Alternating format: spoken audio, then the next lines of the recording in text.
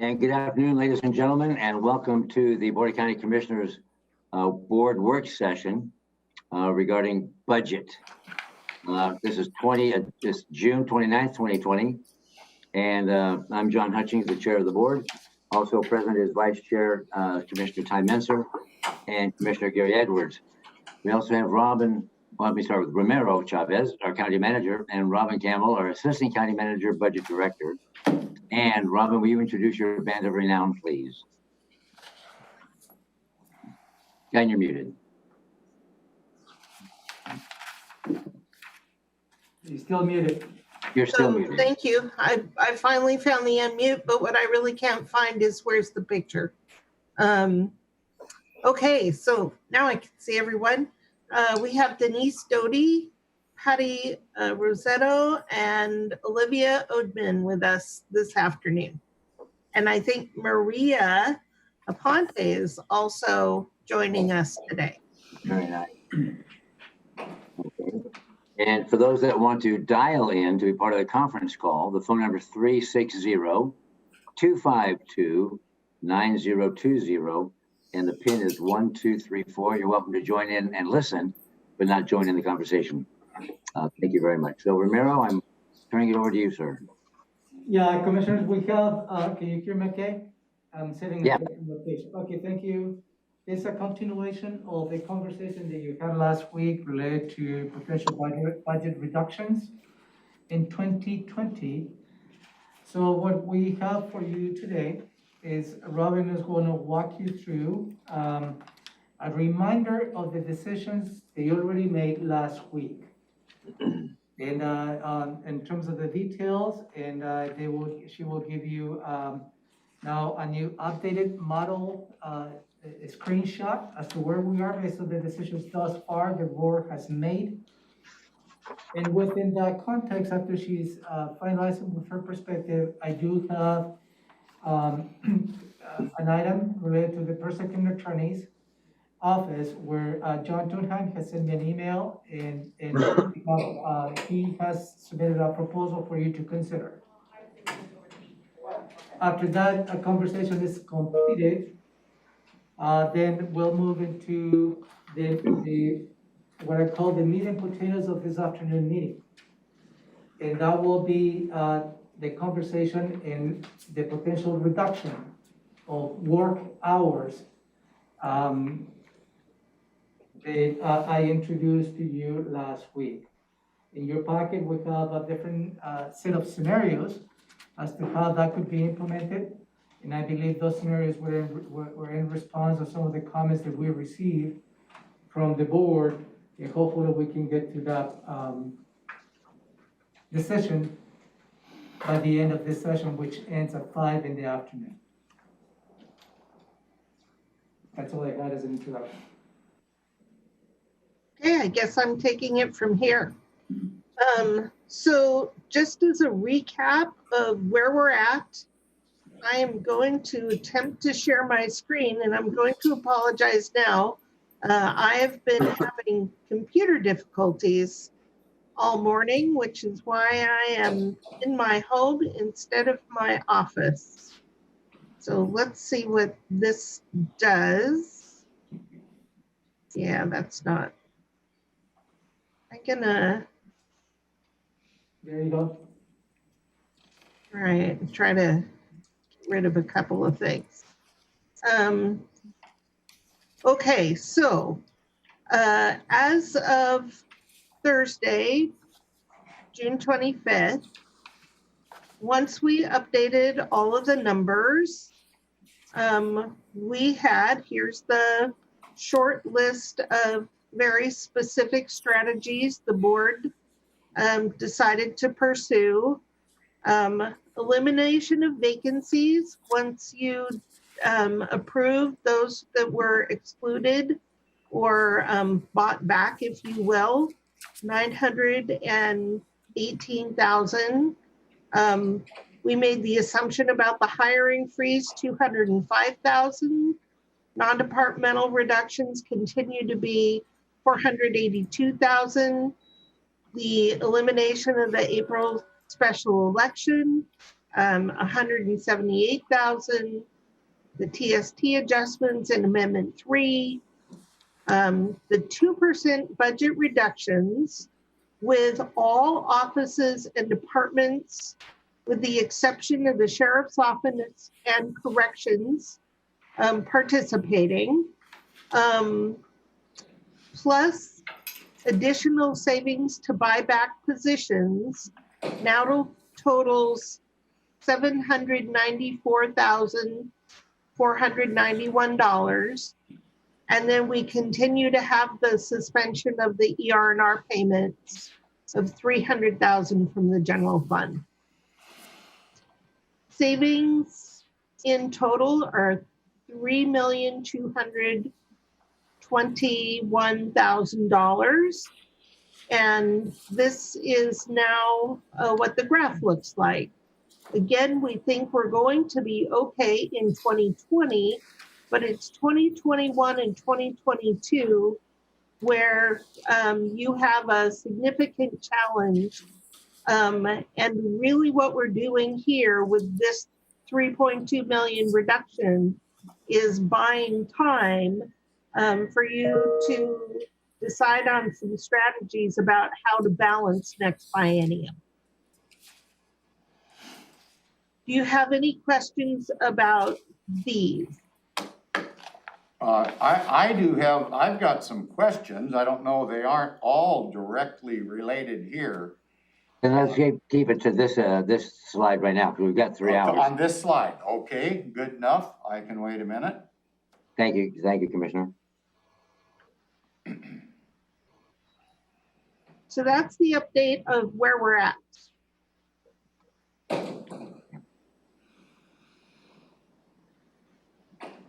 All right, so keep going. Where are we now? Where are we going?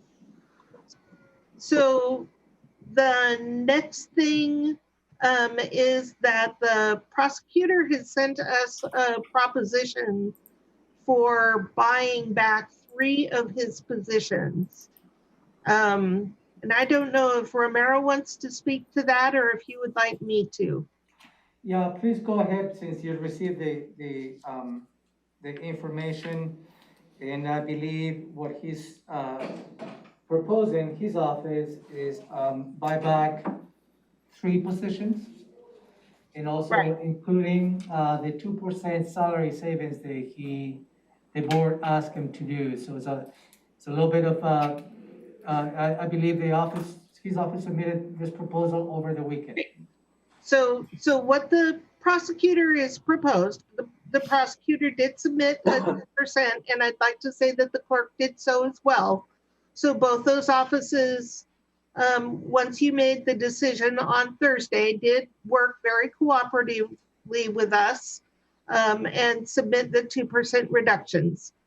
The prosecutor has asked that you not eliminate the positions from the victim advocacy and the victim crime fund because in their opinion, there is sufficient money in that fund to continue to pay for these positions. So they are respectfully requesting that you not eliminate the positions from that fund. And then they have 3 positions that are on the elimination list from the general fund. There's a deputy prosecuting attorney and 2 legal assistants. And what the prosecutor is proposing there is that the board not eliminate the positions, but that they would continue to hold them vacant and have vacancy savings, which would be the savings. Instead of buying back the positions, they would just hold them vacant, is my understanding, if they were not able to find some other ways to save. So, well, I've got questions now, but Gary, is this a good time for you or not? Is it related to this? Well, it's related to the overall budget, I guess, is my concern. And I'm wondering if we're going to consider, are we going to consider a correspondence that we got from a citizen that is pointing out there's about a $6 million difference, it looks like, And I can only say, there's a lot of reasons that we should always consider alternative information coming in from watchdog groups, if you will. We've got numerous examples of the past that the county made mistakes. They made $100 million mistake on a jail and it sat empty for 6 years. Okay, Commissioner, I'm gonna interrupt you. 400 building, Commissioner, tried to build a courthouse for $420 million. And we Commissioner? spent $1 million in a sand shed. Now, those are just examples of why I think it is very important to consider all facts that come forward. Okay, And, Commissioner Edwards? I think these are legitimate facts. Yes, sir. Commissioner Edwards, hello? Yes, sir. Yeah, you're way over here, and right now we're talking about the prosecuting attorney's offer and his question. I am very concerned about the prosecuting attorney's offer. I might mention that all of these offers as presented by different elected offices throughout the county are done under duress. They aren't voluntarily saying this is a problem, and I'm not sure that we have the problem that is being portrayed here. And if we would look at this citizens' information, I think it has merit. There is an issue here that we're not looking at, and I can't, in good conscience, move ahead and vote on information that I don't feel is adequate or correct. And when I say or correct, how are we gonna know if we don't do the comparisons? Okay, Commissioner Menser, do you have any questions regarding the prosecuting attorney's request? So if I understand what Robin said, they'll find a way to pay, there's a way, if they hire the position, it's because they found some way to save money for it. And if not, they're just gonna keep it vacant, so we're not sure how they're gonna find money to pay for the position. And then that strategy, doesn't that go against the kind of concept that we implemented to take open positions and sweep them and not, I mean, that was another, what the prosecutor is proposing was another way of going about the whole enchilada that you presented and we decided not to follow. So I'm wondering why it feels a little strange to me to be taking that one department and treating it in a different way unless there's a good reason to do that. And I really don't understand the victims. I mean, we wanted a 2% across the board and across all funds. So how is saying that there's money in the victims fund to pay, how is that answering, why is that different than any other place where there may be money in that particular fund, but we still ask for an across the board cut? So before you answer, Robin, I'll jump on the same theme because I was questioning there was the prosecutor and clerk that didn't submit a 2% reduction proposal. Is that correct? So they had not submitted the proposal in the budget system, but they had sent you letters. Each of those officials sent a letter to the board. Okay. And so the victim's position is funded out of a victim's fund. It's not funded out of the general fund. Correct. So I can see not removing that position. It doesn't impact the general fund. So we have quite a few positions that are being eliminated out of restricted funds. Yeah, didn't we send a letter last week? Then we were going to send an email to the directors and or officers elected asking what positions are being funded externally to the county. Yes, but the crime victim fund is not external to the county. Those are county fees that the county collects. Oh, we collect the fees. Okay. They're not grant funded positions. So that makes sense to me. But then as I think, if I understand Commissioner Menser right, what he's saying is by allowing those positions to stay and not sweeping them, that's what we did for all the other departments, it seemed, with the exception of one. So we didn't do that for any of the other departments. We swept the positions. Yes. Every office or department could have held the position vacant, but we did not give them that option. Okay. All right. Commissioner Hutchings? hang on, did that answer your question, Commissioner Mentor? I think so. I guess unless Robin has any more to add about the victims' positions, is there an argument that it's not getting through my skull of why we would accept that argument in this as to that restricted fund when we didn't as to other similar situations? We did not give an option to make an argument to the other departments that are using restricted funds that are where the positions are getting swept. What we told them is you can buy the position back with other budget reductions. And what the prosecutor is stating is that it doesn't make sense to reduce positions in a fund that has sufficient revenue. So he's not made a argument where his fund is different from the others, and these are not grant funded positions. I will say though, the fund in question, the bulk of the expenses, much like any other fund, is salaries. And I think to a great extent, there's not much else they buy with the money that's in that fund. It pays for salaries. And it would be extremely difficult for the prosecutor who has no other restricted funds other than TST, which is pretty closely regulated, that it would be quite difficult for the prosecutor to find other savings in that fund that are not salary savings. So I would just mention that. And final question, are these are two kind of separate pieces that aren't mutually interdependent, meaning we could go ahead and keep the victims and then we could not accept the argument on the others or vice versa? Correct. Okay. You could do that. All right, Commissioner Edwards, go ahead, sir.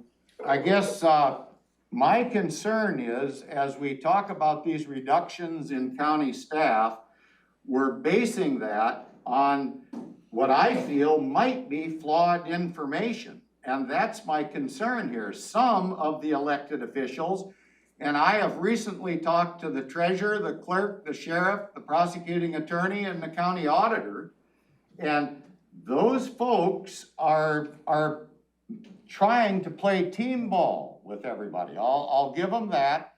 They're doing this under duress, but I don't want to require them to make these kind of cuts if it isn't absolutely necessary, and I'm not sure that it's necessary. And here we go again, where we're compartmentalizing our decisions instead of kind of looking at the whole picture. And some of them froze their process of hiring, for an example, early on when this virus struck. Well, maybe others did not do it the same way. So we're actually penalizing some, and I'll use the prosecutor or the clerk just because I happen to know some of the issues they had, because they stopped the process and thought, well, we'll stop now until we see where this is going, which I think was probably responsible. And maybe some of the others did the same thing. I don't know the answer to it all, but I think we need to look at our overall numbers to see if we really need to put these people through the aggravation that we've put them through. If you remember back 3 months ago or whatever, because we didn't know what was coming, and we asked them to do a 15% cut. Well, boy, that really cut into things. And now we're in a situation, okay, we've backed that off. We've readjusted some of our numbers, but I'm not sure that all these numbers add up either, because if I do comparisons on some of the information that we've been given between, say, May 11th and May 22nd, we have some discrepancies here. And the discrepancies end up being somewhere near $6 million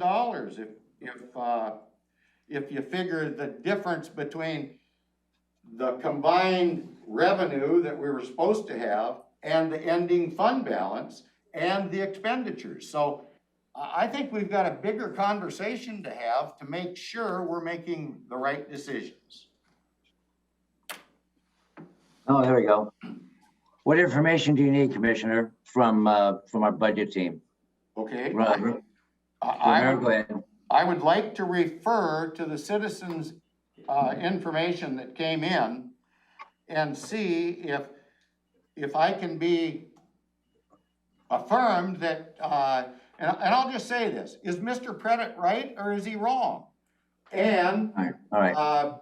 are the numbers all correct? He's alleging they're not. So I just don't like to make public policy decisions when I feel there's some incorrect information in there. So you're questioning staff. Go ahead, Romero. So I understand what Commissioner Edwards is stating, and I've seen the letter Mr. Pettit submitted.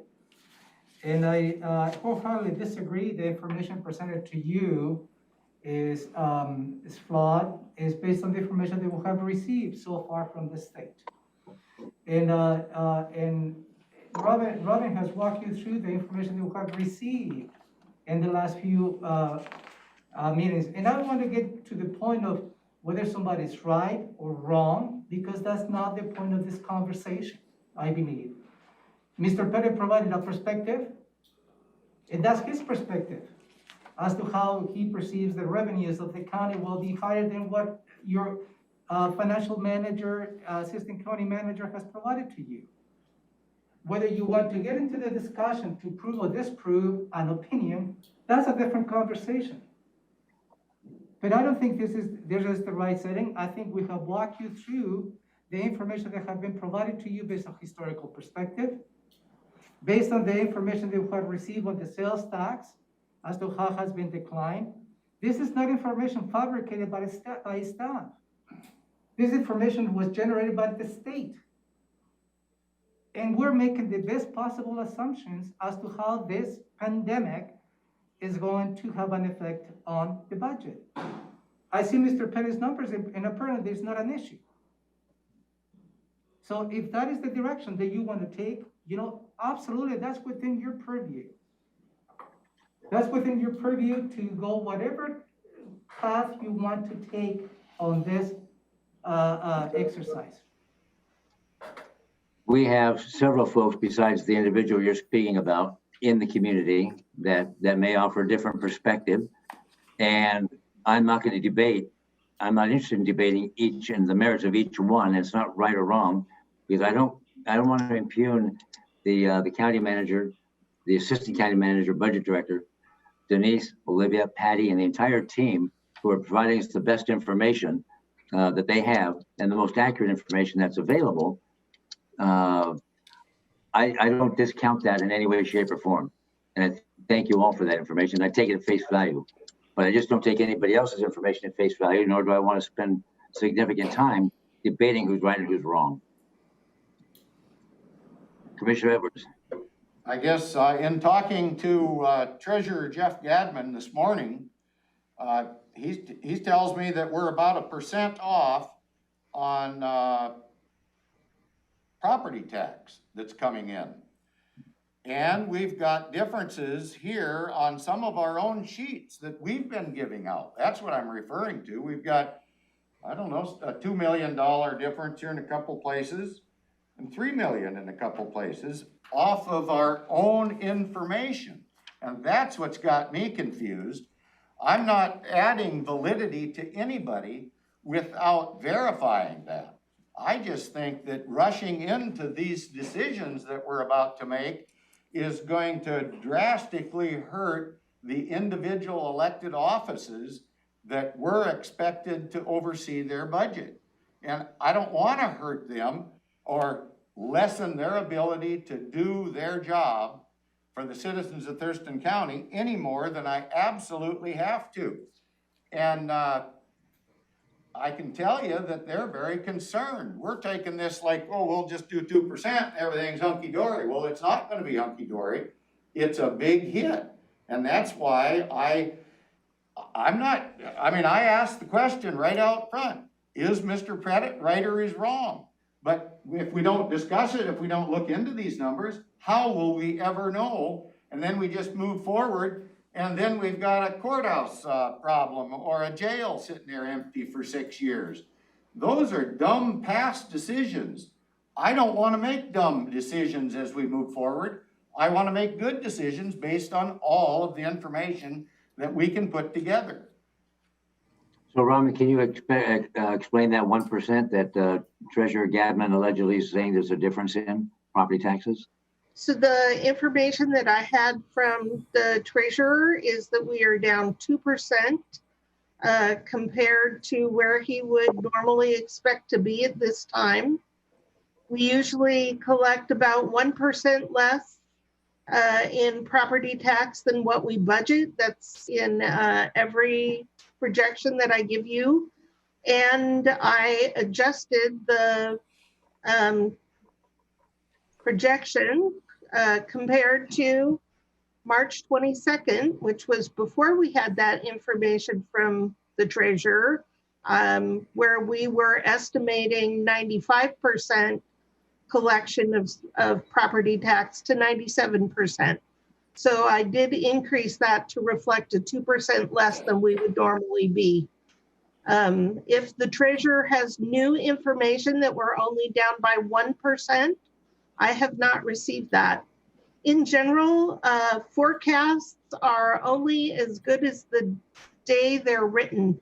They are on our absolute best estimates, and they are based on assumptions. And I have laid the assumptions out for you that we've used every time I've given you one. They will absolutely be different each time we look at them. So I don't want this, again, this is the, I don't want this to be a referendum on a citizen or any other citizen that might submit an email with their assumptions. This is about working through our budget. I don't feel rushed. We have spent considerable time and still have more time to go to discuss these issues and make these very tough decisions. So I don't want this to turn into who's right and who's wrong, because we're not going to be able to prove that today. But we still have to get through the meat of this budget proposal and what we're going to do. Commissioner Minster, I don't want to leave you out. Do you have anything for the conversation? Not this part, no. Okay. Then let's keep going, Robin. So I was hoping to get guidance from the board regarding the prosecutor's requests regarding positions. Is that going to be opening up Pandora's box then? Allowing him to buy back? That's something I can't comment on. Okay, or maybe shouldn't. You can, but you might not. Commissioner, do you have something to say? Ty, your hand went up. I'm just going to give a thumbs up. And the reason is because I made a note when we first discussed this strategy. We had the list in front of us, and it was very clear that the clerk and the prosecutor were getting hit harder than everybody else by the position sweep. We have to fine tune this a little bit. So the reality is he's not going to fill these positions unless he can pay for them. I'm not sure how he's going to do it, but giving him that opportunity when the prosecutor's budget is almost all I mean, they're not buying sand, and they're not buying, I mean, they don't have a lot of, it's just people that run a prosecutor's office. So giving them that opportunity, I think is okay. I'm gonna support it. And the victim as well, just because I think Robin makes a point that that money is so limited in what it comes in for and what it does. I don't see where else it's going to go.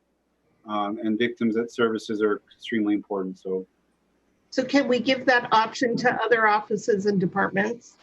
And that's where I was going to go, if I may interrupt, Ty. Robin, is the last Thursday, I brought up the fact of balancing the prosecutor and the public defense. And I think Patrick O'Connor was giving up, was it one body? Do you remember? I think it was one position, two positions. Was it two, Denise? Okay. So I don't want one office to be, it's not about numbers, it's about the case, about the volume of work that comes through and the capacity. Is that, so you ask a good question, is that going to be for all offices and departments? And I don't know, because I would think, I don't know if he can afford one or two bodies of public defense.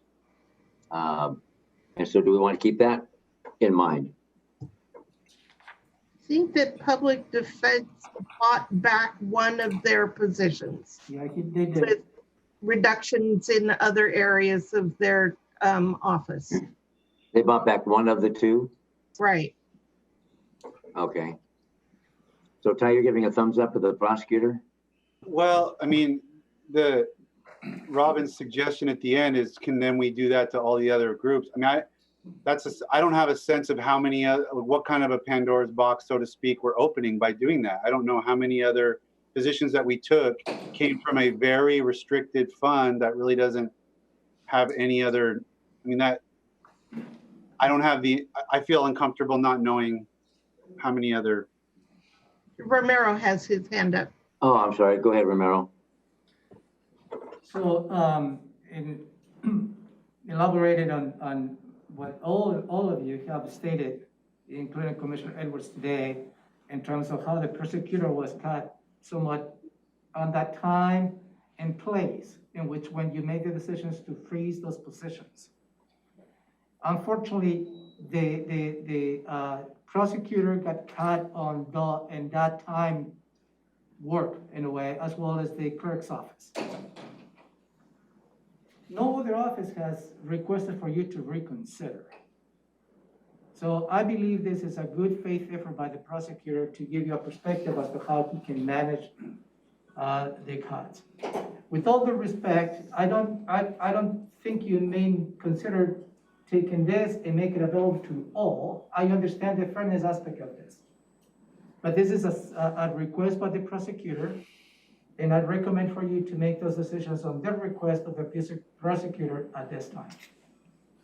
All right. Commissioner Edwards, go ahead. Oh, wait. Robin, do you have something to add before Commissioner Edwards? I do. I just want to clarify that other offices and departments early in this process did come to us and say, hey, can we do it another way? And we said no. So I think that the reason you haven't seen similar requests is that others were attempting to follow the rules, if you will. Not that the prosecutor wasn't, That's where I was going. but they were, as Commissioner Edwards has said, we have a lot of people who are being good team players. Yeah. Okay. Gary, go ahead. And I guess following up on Robin's comment about team players, I agree, but all of the team submitted under duress. That's the best way I can put it. Some tried harder than others, and if there's any question in my mind that some of these numbers aren't what they are portrayed to be for whatever reason, I'm not casting dispersions on anybody. I am casting doubt, though, because I'm curious if these numbers are right. And I don't want to cut these elected offices because they're bare bones offices to start with. It isn't like they've got a lot of fat. And if we don't need to cut them, I don't want to cut them. And I can't vote to cut an office, whichever an office it is here. I'm the only one that has ever been an elected official and had to be on the other side of the table from where I am today. And I can tell you, it's not a pleasant place to be. And I did it for years. So I do have a sympathy for my fellow elected office holders. And by golly, I just don't want to make a cut and then find out, well, gee, we really didn't have to do that.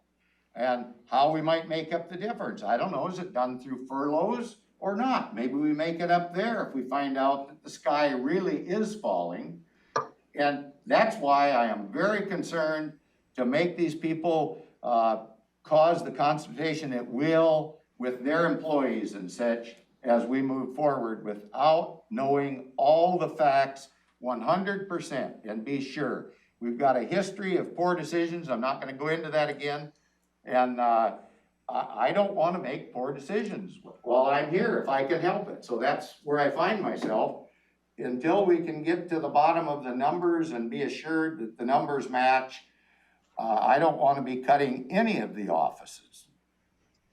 So is that a thumbs up for the prosecuting attorney? I'm all for helping him out, whatever it takes. I believe I talked to John this morning. He said that he submitted this letter today, or Friday maybe, I don't know, the other day. And he said that he could make it work, but it certainly isn't gonna be anywhere near ideal in his ability to do the job for the citizens of Thurston County. And that's the bottom line. Robin, go ahead. So one of the things you did for the clerk, who was also disproportionately impacted, was you exempted the restricted fund reduction, and then you also allowed her to choose one of the general fund positions to be exempt from elimination. So that's something that you could do for the prosecutor. Let the special victim positions exempt those and allow the prosecutor to choose one position to exempt from the cut because they were disproportionately impacted. That's one position and not two or three. He would have to buy back the other two if he were to choose to do so. Okay, so thumbs up or down? This one he could fill immediately without having to worry about buying it back, is what Yep. you're purposing. Right. Okay. I give it a thumbs up. So, can Robin state that proposal again, just to make sure that you understand what you're voting on? The two positions associated with the victim fund would be exempt. And in the general fund, he has 3 positions that are being eliminated. He would be allowed to choose one of those to be completely exempt and find other savings for the other 2 positions.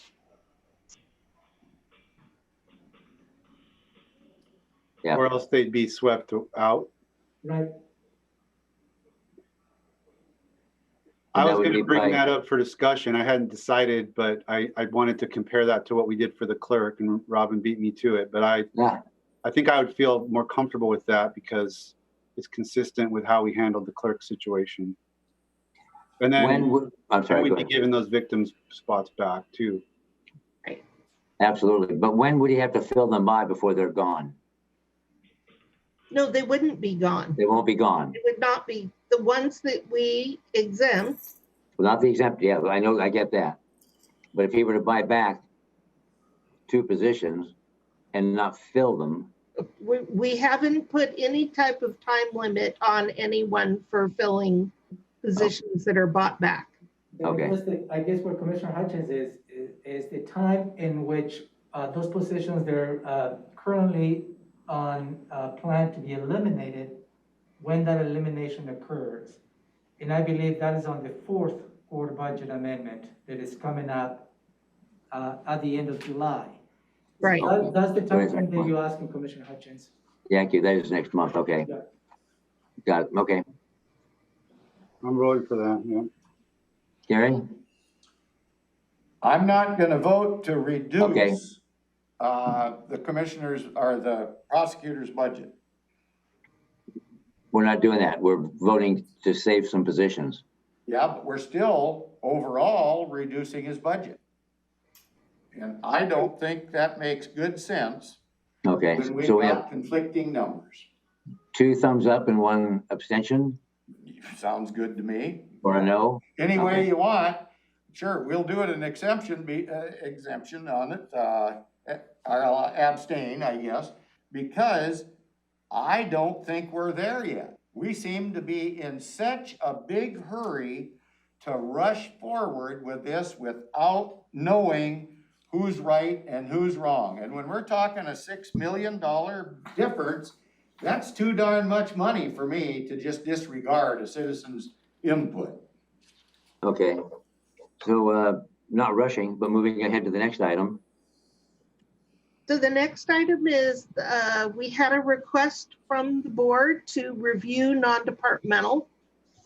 And in your packet, there should be a list of the non-departmental budget. I'm going to try to see if I can find that and put it on the screen. Because the suggestion is that we would find other things to reduce in non-departmental. Where is it? Robin, we don't have that copy on the packet. Not in the packet. No. I had sent it out on Thursday, the 25th. I have that email. Yeah, let me, I have it. you have, okay, got it. It's in the previous package. Yeah. Yeah, it was in the previous packet, that's right. Okay. So I can go line by line down the list of what's funded in non-departmental, and you could tell me if you'd like to reduce it. Would that work? I want to make sure I get the right page. Can I just, to make things easier, Yeah. I'm gonna vote against removing any of it unless I pipe up differently. To my knowledge, I do not want to affect any of these expenditures, but if I feel differently, I'll pipe up. Otherwise, assume I want to keep this as is. So that's a pretty good way to go. If I don't hear from any of you, we'll assume that it would stay the way it is. Okay, thank you. Okay, Oh, hang on, Rob. I'm still trying to All right. search out my, waiting until you're ready. okay. Non-department, Department 23.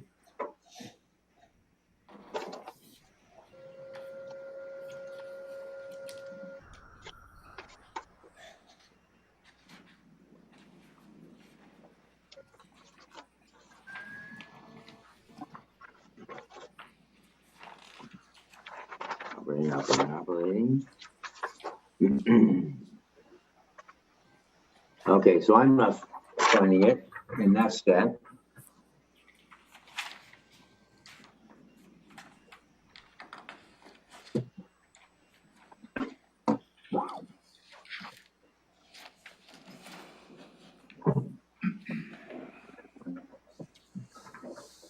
Robin, can you, oh, you're at home, so you can't do that. Romero, can you hit print and I'll go get one? Yeah, Robin, send that to me and I'll print it one for him. Okay, hang on. I'm gonna see if I can make that happen. So let's see. A little trickier from home than when I'm at my computer. So let me make a copy. Make a copy. Oh, yeah. Find it? I'll make a copy. Thank you. Okay. Thank you. I'm sorry. No, don't apologize. That's fine.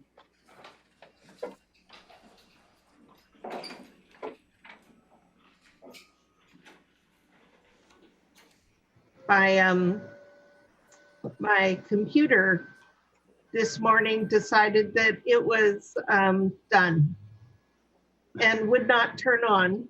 So I am at home working on my personal computer, and I don't have the same access to files.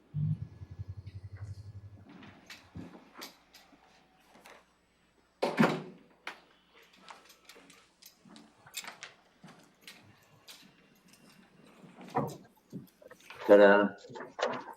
Thank you, Romero.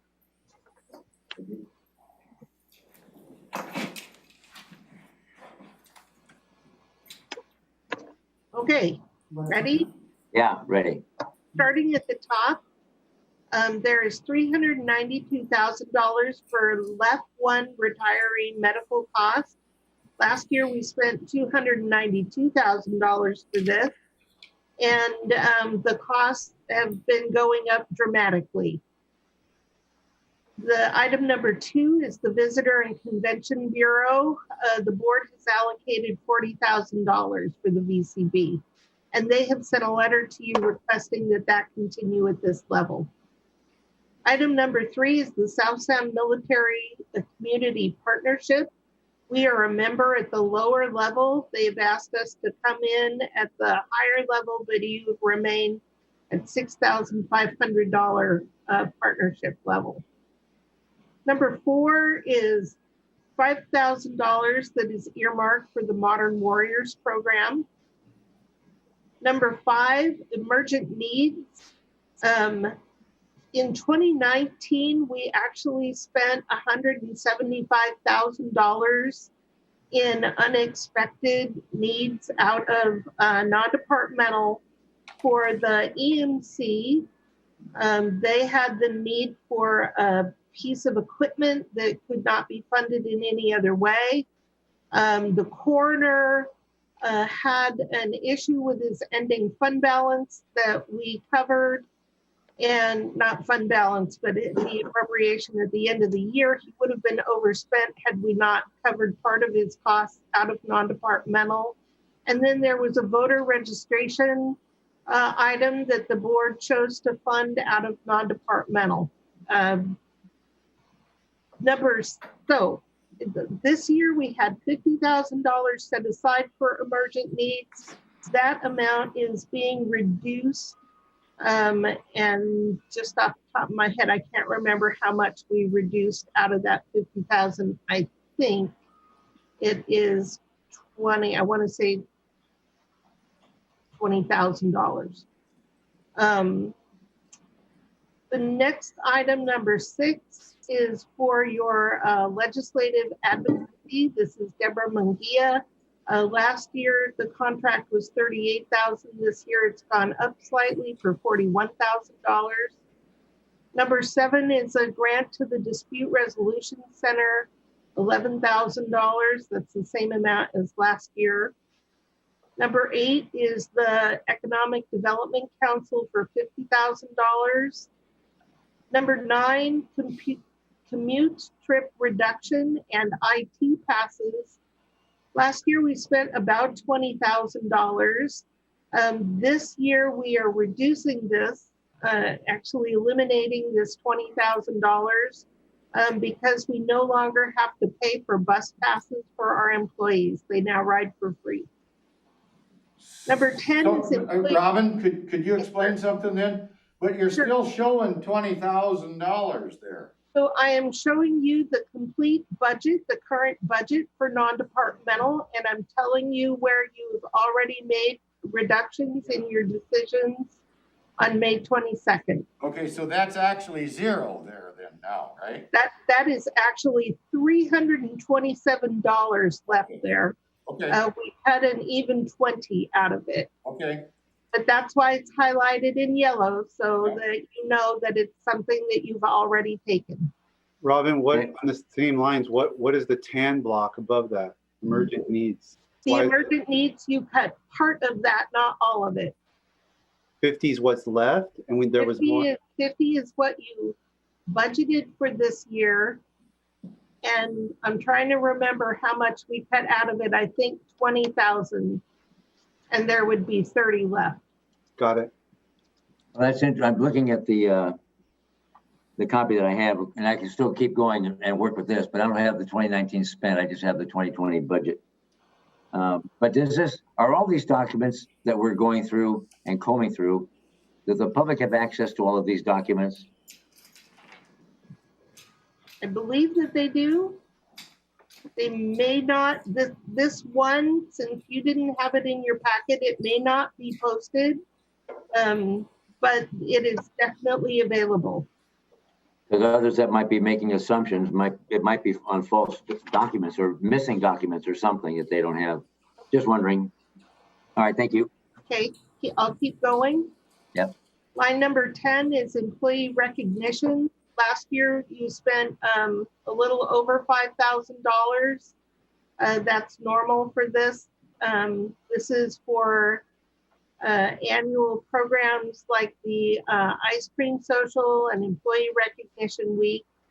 So $5,000 was available for this year.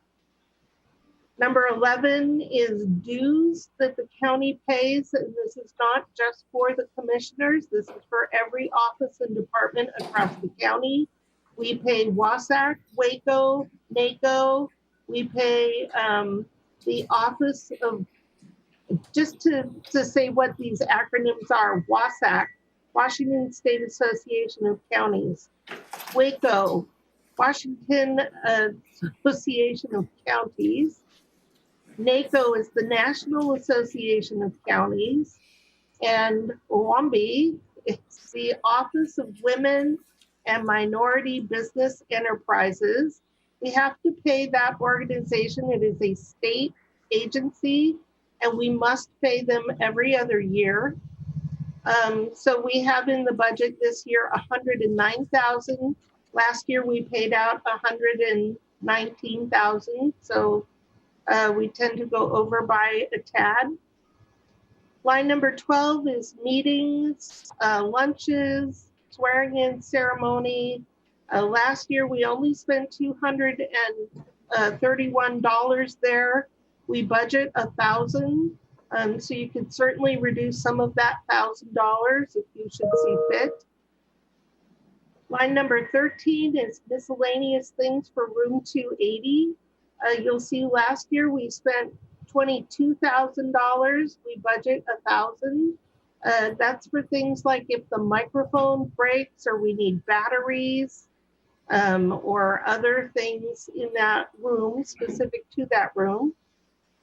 Line number 14 is we have a contract with TC Media for media operations.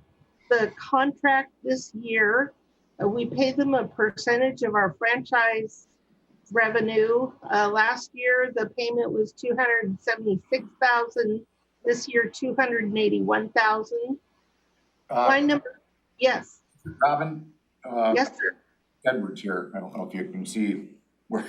Okay, let me just ask a question. If the sky is falling, could we possibly get our media person maybe to just put our meetings on YouTube and not worry too much about that expenditure? It's certainly your choice, Commissioner, to not work with the local media. That is your prerogative. It's quite a chunk of money. I have nothing against our local media. I'm just looking to save where we can, and possibly we could put all of our meetings on YouTube, similar to what we do now with not our regular Tuesday County Commission meeting, which we televise on TCTV, but we could just put everything on YouTube. It might be simpler for citizens that want to access it and cost us much less money than we're putting out today. So I just asked that question, I guess, of my seatmates. Is that worth exploring and possibly saving $200 and some thousand? Well, it's a conversation that can be had, not right now, but that would include our PIOs and Yes. looking at the current contract and what we're obligated for. You probably have to renegotiate the current contract that we have with TC Media to determine what level of service you need. But also, let me take you back to the initial conversation that you had related to the Comcast franchise agreement. And we already provided the board with a couple of executive sessions, some of the options that you may have related to that franchise agreement, which involved TC Media, and perhaps the options that you may have down the road. But certainly, as Robin stated, if you give direction to renegotiate the 2020 contract with TC Media, that's a direction that we'll take it, considering that we already halfway through the year. So it's not like you still have $281,000 available to you. Okay, I guess I would like to explore what we could get to in the name of transparency, because I want to stay as transparent as possible. But I do think that's worth a future discussion, because if we could utilize a free service, if you will, and still provide the information to the public and give them access, I guess I'd just say, why not? Because times are going to be tough for the next few years.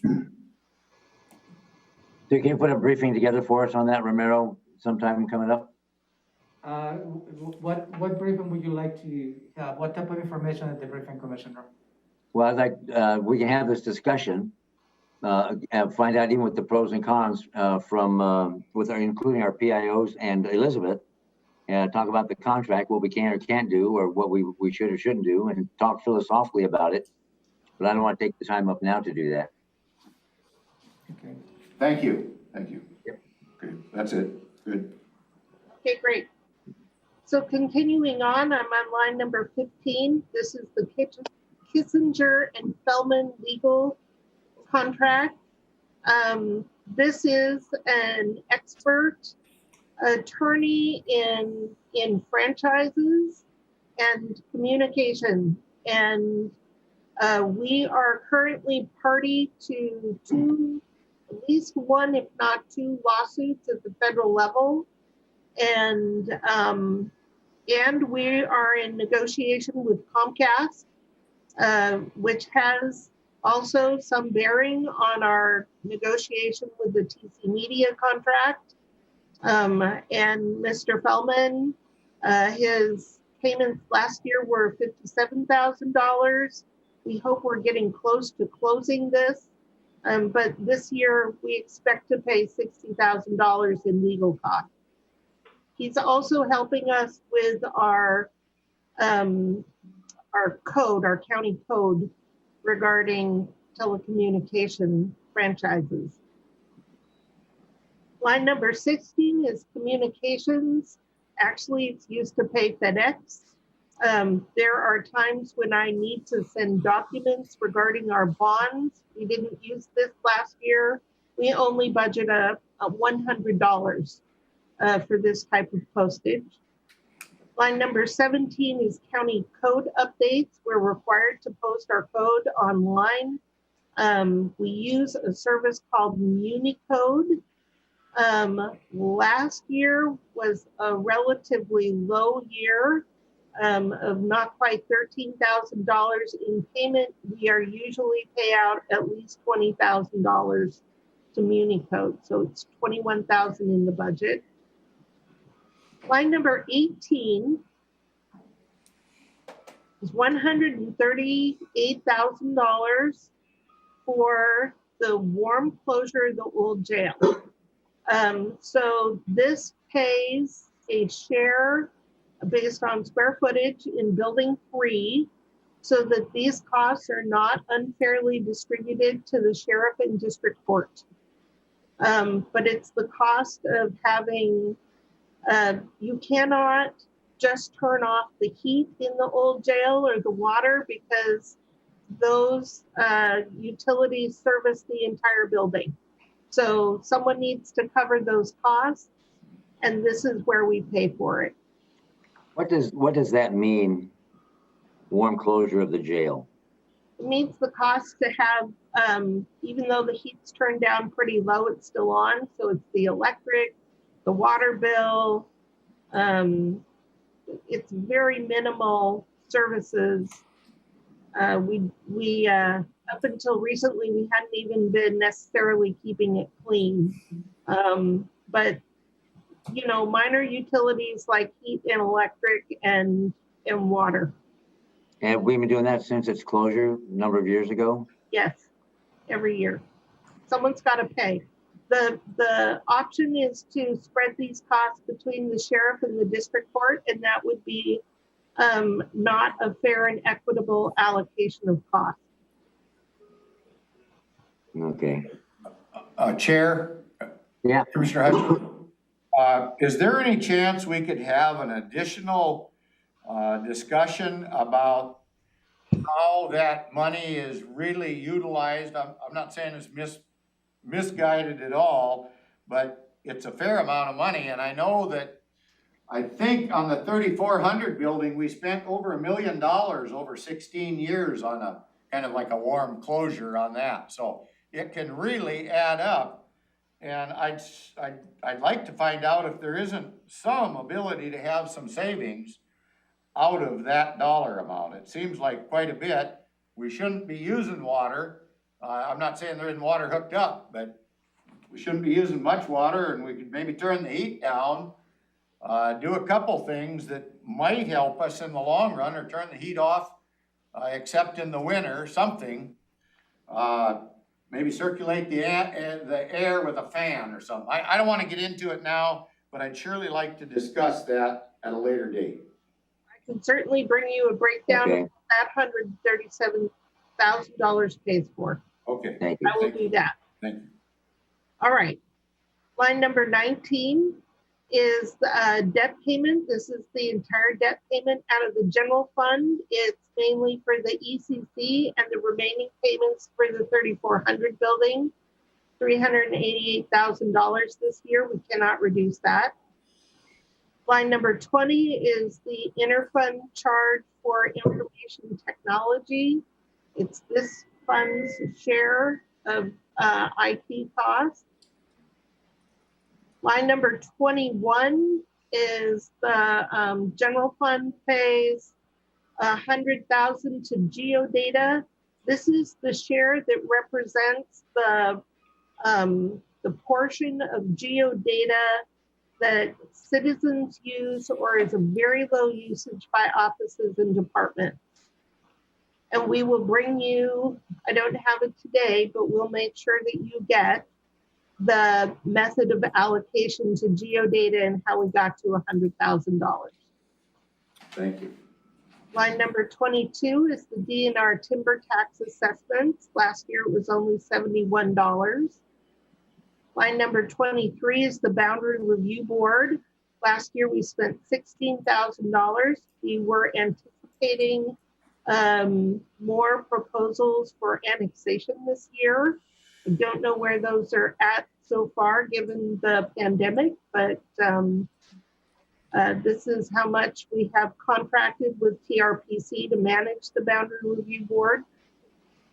Line number 24 is for legal advertising. I must advertise all budget changes in the legal newspaper. That's the Olympian. We also advertise in the Nisqually, and that costs about $7,000 a year. Line number 25 is for animal services. This is the budget as it stands today, $598,000 roughly, and it is being reduced. We received a letter from Animal Services, so it's highlighted because you are taking a reduction to that. And just off the top of my head, I can't remember how much, but I wonder if Denise would have. Maybe Denise could look that up and we could come back to that. Thank you. Robin? Yes, sir. On that particular issue, again, could we have, you're saying we're coming back. Are we gonna come back to that today, or are we coming back when we take a future look at some of these other things like the jail closure and that type of thing? Denise will have that number in just a few minutes. It won't take her very long. Okay, and then we'll be able to discuss that maybe? Animal Services. Okay, Yep. thank you. They have, as I'm sure Commissioner Menser could comment, Animal Services, I believe, has reduced their costs across the board for all of the jurisdictions. So we went ahead and reduced our budget by the amount that they let us know they would not charge us this year. If you are would like to make a suggestion that we would pay less to Animal Services, then you could go ahead and have that conversation. But not today. Yeah, not today. Yeah, great. Not today. All right. Okay. The next item on the list then is ORCA. That is the Olympic I forget Regional what those stand for, but Clean it's Air the Agency. Regional Clean Air Agency. Yeah. That is $115,563 is the county's share. Line 27, we're starting to get into transfers to other funds. So for the fair, the board transfers $167,000 roughly to keep the fund balance in the fair fund in the black.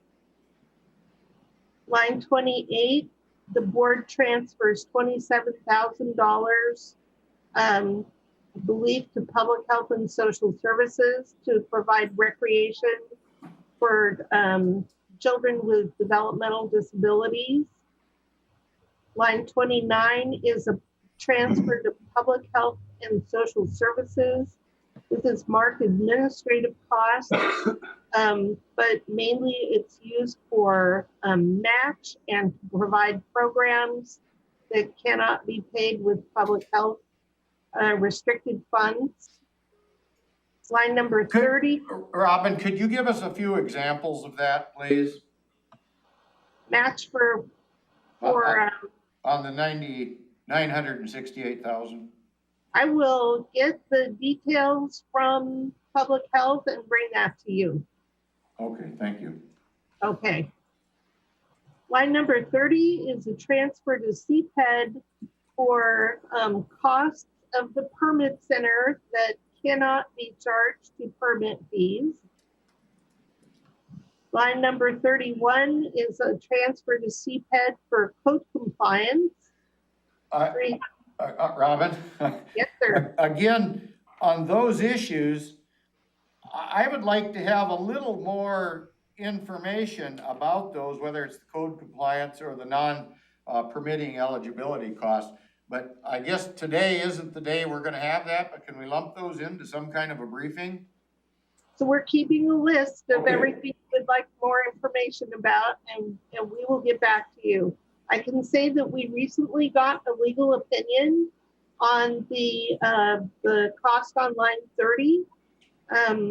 We did a review of CPED to see if those costs could, we wanted to make sure that they could not possibly be charged to permit fees, and the legal opinion we received is that there are some things you just can't pay for with the permit fees. So we'll get you the details on that. Thank you. Yep. Line 31 is specifically for code compliance. This pays for the positions that follow up on citizen complaints when there are things out there that are not meeting code. Then we're on line 32. This is a transfer to public health for environmental health. It's $50,000. Line 33 is a transfer to public health for the nurse family partnership. You may recall that you entered into a contract with the federal organization of nurse family partnership. I forget exactly what their name is, but that contract and grant came with a maintenance of effort clause. So we cannot reduce the amount that goes to nurse family partnership from county general fund. You're restricted from that now by the language in the contract. Line 34 is public health support for housing. Line 35 is public health. Again, Robin, on that one for housing. I mean, we have a lot of other funds that it seems like we're addressing those housing issues. How come we're removing money from the general fund to go to that particular transfer? Some of those grants requires local match. Local match, okay. That's a good explanation. There's local match, and then there is also the cost of administration exceeds the amount available in all of the grant funds that we received that fund housing have caps. On administration, we were exceeding the caps. That was the initial reason for the transfer. Why does it, why do you put, I mean, why isn't there just an account in public health for all this stuff that's not restricted? It can't be that way. You can't budget them for that. Why does it come through this non-departmental? This is the practice of the county when I arrived. We are in the upcoming biennium going to convert most of these to a direct appropriation. So we did a pilot project with direct appropriation for treatment sales tax and detention sales tax. That has been successful enough that we wanted take the next step and try to reduce the number of transfers that we do. So just about this entire list of transfers, you won't see them next biennium. We'll do direct appropriation from the general fund. Yeah, and that is a good question because most of those transfers is sort of a pass through the general fund. So next year you will not see those pass through, as Robin stated. The same as the one that's coming up on the 78,000 for the HHC. Right. For the HHSC, this is an interlocal agreement with the other jurisdictions in the county where all jurisdictions pay 1/2 of 1% of your sales tax revenue toward the HHSC. That's how that's funded. The county's share this year will be $78,000, just a little over that. Line 37 is a transfer to Public Works. This is the Parks levy shift. You increase the levy shift, and of the increased amount, 500,000 is dedicated to parks. That is in addition to line 38, where you were already transferring 115,000 of the general fund to parks. So those are all of your transfers. Line 27 through 39 are all transfers to other funds, or 38 transfers to other funds within the county. Line number 39 is the contract with PRPC, that's 204,000. Line number 40 is consultant costs for countywide projects. Last year we spent $54,000, this year $34,000. Line 41 and 42 is the funding that was earmarked for future projects. We did not use that last year, so it rolled over or carried forward to this year. And we have eliminated both of those in the budget reductions. So that's your whole list of non-departmental or what it pays for. Robin, could you explain those two items, 41 and 42, a little more on what you mean by that? 41 and 42 is the money that came into the county as a result of selling two buildings. We sold the McLean building and we sold the building on 6th Avenue. And the board at the time of the sales said that you wanted to set some money aside to do something, and the board had not decided on what that something was. It was a future project. So this money has been here and available to the board to decide what to do with. It would be one time because it was one-time revenue into the county. So at the time of the sales, we were talking about a number of things you could do with this. But since nothing had been decided, or I guess that the decision at this point in time is to eliminate it as part of the general fund cut. Okay, I guess my follow-up question on that, did that end up being earmarked towards county fair improvements? No, the earmark, at first it had been an earmark for the fair, but the board decided to earmark REIT 1 money instead for the fair. And so is this money available to offset? It'll help us out a little bit then? You already did. Look at this. You have taken that in the budget reductions. If you look at the budget reduction in non-departmental includes 490 I got 1 it. million, that includes animal services and both of these. So there's already, all the reductions that Robin Estate is already taken into account, of $481,000. And that's that amount? Out of all the combination of non-departmental. Okay, thank you.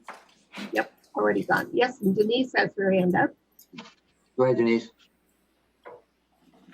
I have the answer for you on animal services.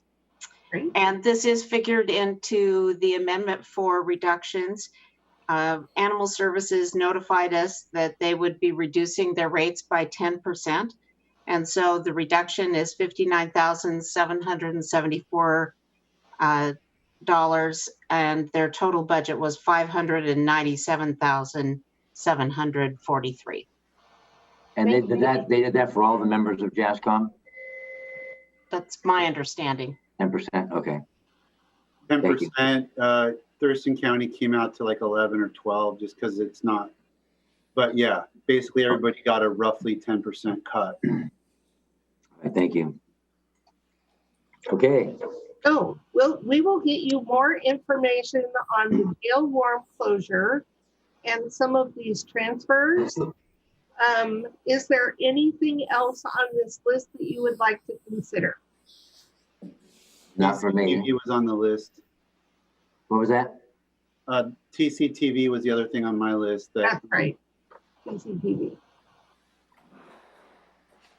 Commissioner Edwards, anything else on this list you want to add to it? No, sir, I've explained my concerns, I believe. Well, then go ahead, Robin, before we move on, if you want to finish on this topic, go ahead, but I want to take a 10-minute break for everybody when you transition to the next topic. Well, we're done with non-departmental, so I think this would be a good time for a break.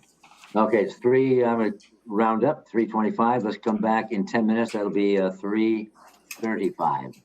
Thank you very much.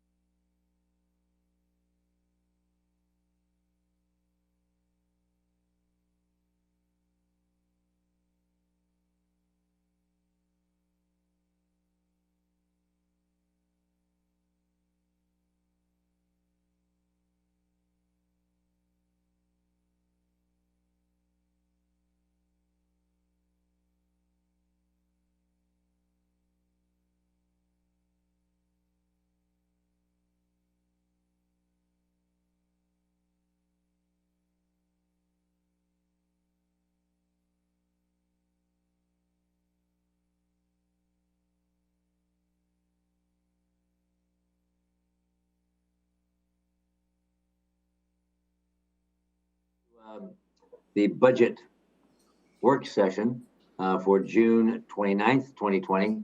And we're going to pick up where we left off.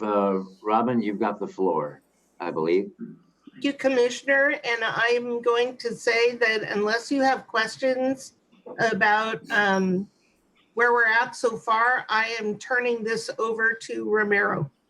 Okay. I don't have any questions. My seatmates, any questions? No, sir. Nope. Okay. There you go, Romero. Thank you.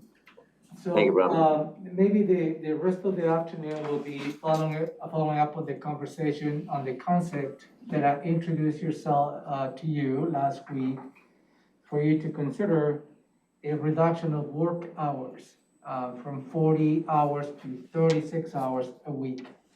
So you have a packet of information that I included in your packet, some information. So let me walk you through first, because there's many different scenarios they were going to be presenting this to you. So the first scenario is titled reduction scenario, all employees included. And that as a spreadsheet, it looks like this. I'm sorry, what's it? Are you gonna put this on the screen, Robin? No, I don't have this on the This screen. can't be on the screen. Okay. Let me grab it. I don't know if what I have is exactly what Romero's printed out, so Okay. I hesitate. You have the latest, I believe, but yeah. I have the worksheet, so I'll put this up and you can tell me if it's the right one. And Romero, this is a reduction scenario, all employees included. Yeah, all Right. employees included. We're gonna start with that one, and the packet should be in order, how you're gonna be presenting this information to you. Okay. Good, I haven't shuffled it. So is this, Yeah, that is correct. Yeah. okay, So in this particular spreadsheet, you see a lot of 0.75, 0.8, 0.85. So we went through different type of scenarios as to how some potential work hours reductions will be in place. The proposal of 30 hours reduction from 40 hours to 36 hours a week falls in the 0.9 FTE column. Okay? Okay, wait a minute. 0.90, you mean? Rather, 0.90. you said 0.09. 0.90, thank you, Okay. sorry, my Okay, good enough. dyslexic. Got it. Me too. I suffer from the same dilemma. So, under that scenario, that is the column that we're gonna be concentrating on all the spreadsheets. Okay, as the 0.90 FTE column. So in here you have all the different participants in the county. So as an overall, if no exceptions on this one, the potential savings per week will be $189,901 countywide. Out of that, $108,243.57 will be from the general fund, and $81,657.43 will be non-general fund. So that is the 30,000 foot level proposal. Following to that conversation, Commissioner Mensah said, well, if we were to reduce the 24/7, the shift type of employees, are we gonna be reducing the hours from 40 to 36, but in the back end, we're gonna have to pay overtime because we need to meet the demands of the services, right? So that goes to the next page that you have in front of you. And which one is that? Yes. What, and comparison cost if overtime paid? Yeah, that is comparison cost of overtime versus reduction. So is it in the, sort of the printout, this in material doesn't work out very well. So in here, the shift, the 24/7 shift operations is corrections and sheriff deputies. So if we were to reduce to the number of hours from 40 to 36, the savings will be 31,000, right? But if you flip the page, then we'll end up paying $46,600 in overtime. Not cost effective. So in that case, so this particular scenario, and I'm just looking from the purely savings point of view, it does not make sense. Well, things are not equal in budget. See that again? Well, things are not equal in budgeting. Well, the thing is, we have to be practical because we need Yep. to fulfill the demands of the 24/7 shifts. And I agree. I That agree is something completely with it. That is something the county cannot cut. So Yeah. from the dollars and cents, this doesn't work out very well. Yeah. So that put us on the next page, which is this reduction scenario, all employees excluding the 24/7 shifts. Okay? On the column, the 0.90 FTE, the potential savings a week under that scenario, excluding the 24/7 FTEs, but I have to be clear on this, it's only the patrol deputies as well as correction officers. All of those staff members from those offices, they are currently on the 24/7 shifts. Any other parts of the sheriff's office are not excluded. Can I ask a question about that? How about juveniles, the juvenile corrections, and possibly the coroner? Yeah, that's in corrections, that is. That's included into the corrections, okay. Good enough. So, No, I don't think they are. This 27 overtime is only sheriff corrections and sheriff deputies. oh, okay, so we need to add another, that may not be significant enough. Okay. We'll get through that. Thank you, Okay. thank you, Robin. So if we were to exclude the 24/7 shift workers, the savings will be 154,890. Overall at the county per week. Out of that, 88,287,000 from the general fund and $66,602 on other funds. And that is the difference between taking the 24/7, which most of them are general fund users. And that's where you see the major impact. So between the first spreadsheet and the third spreadsheet, that's where you see the difference.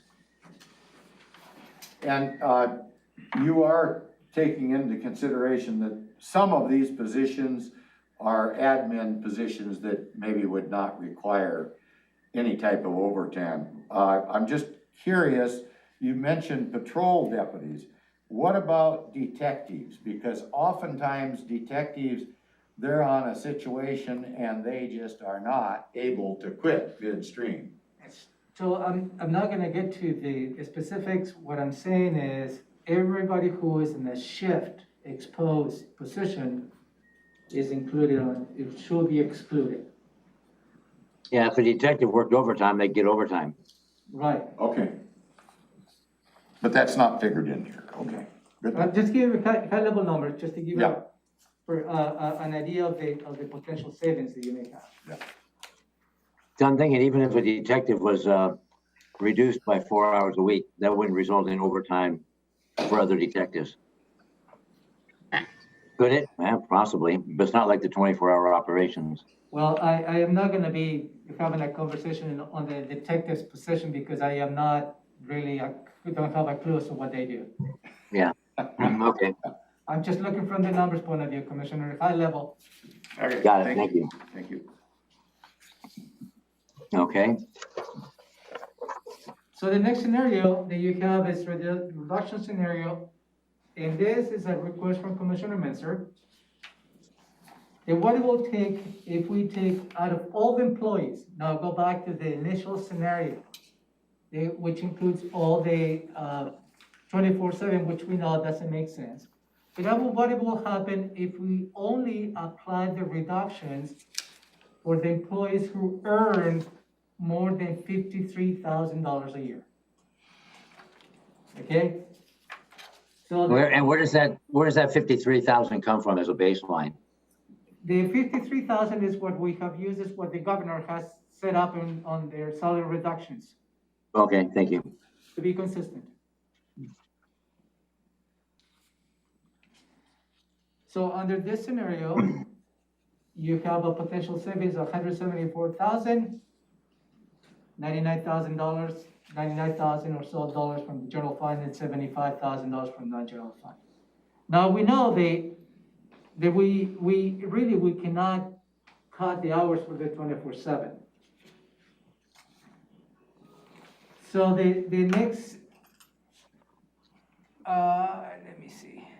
Can you move to scenario 5, Robin? I don't know if you have that account. So in this scenario, what you have is, I apologize, I don't know if you have this copy in your packet.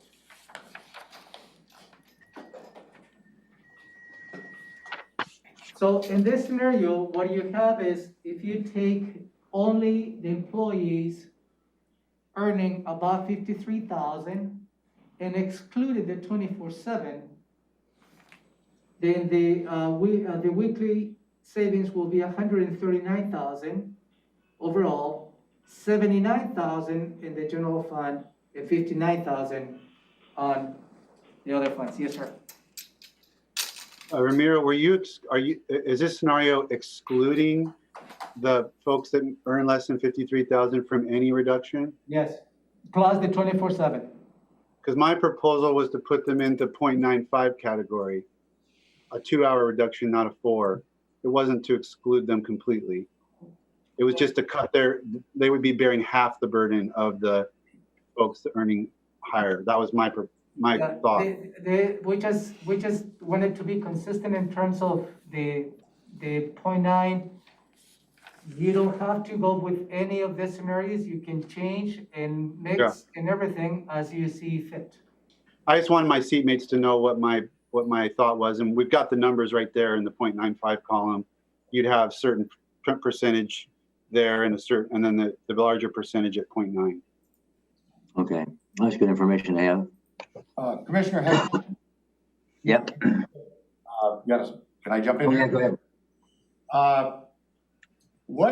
One time before, as this possibility of furloughs came up, it was pointed out that this is the one thing that can be done Ryan, can you pick us a copy? that we don't need to negotiate, because it's already in the contract, apparently. And what I'm wondering about is, what kind of notice do we have to give employees if we were to implement any one of these things that we're talking about? I mean, Yeah, is that's it? what I have Maria online. Oh, Yeah, okay. Maria, are you there? And while you're getting her online, while she's unmuting, I would ask also either Romero or Maria. I asked this question last Thursday, and that was, with the reduction of hours, does that impact in any way any benefits or accrual of vacation or sick time or vacation time and such? And especially in light of folks that might be retiring, because that will impact them. So that'd be helpful to know.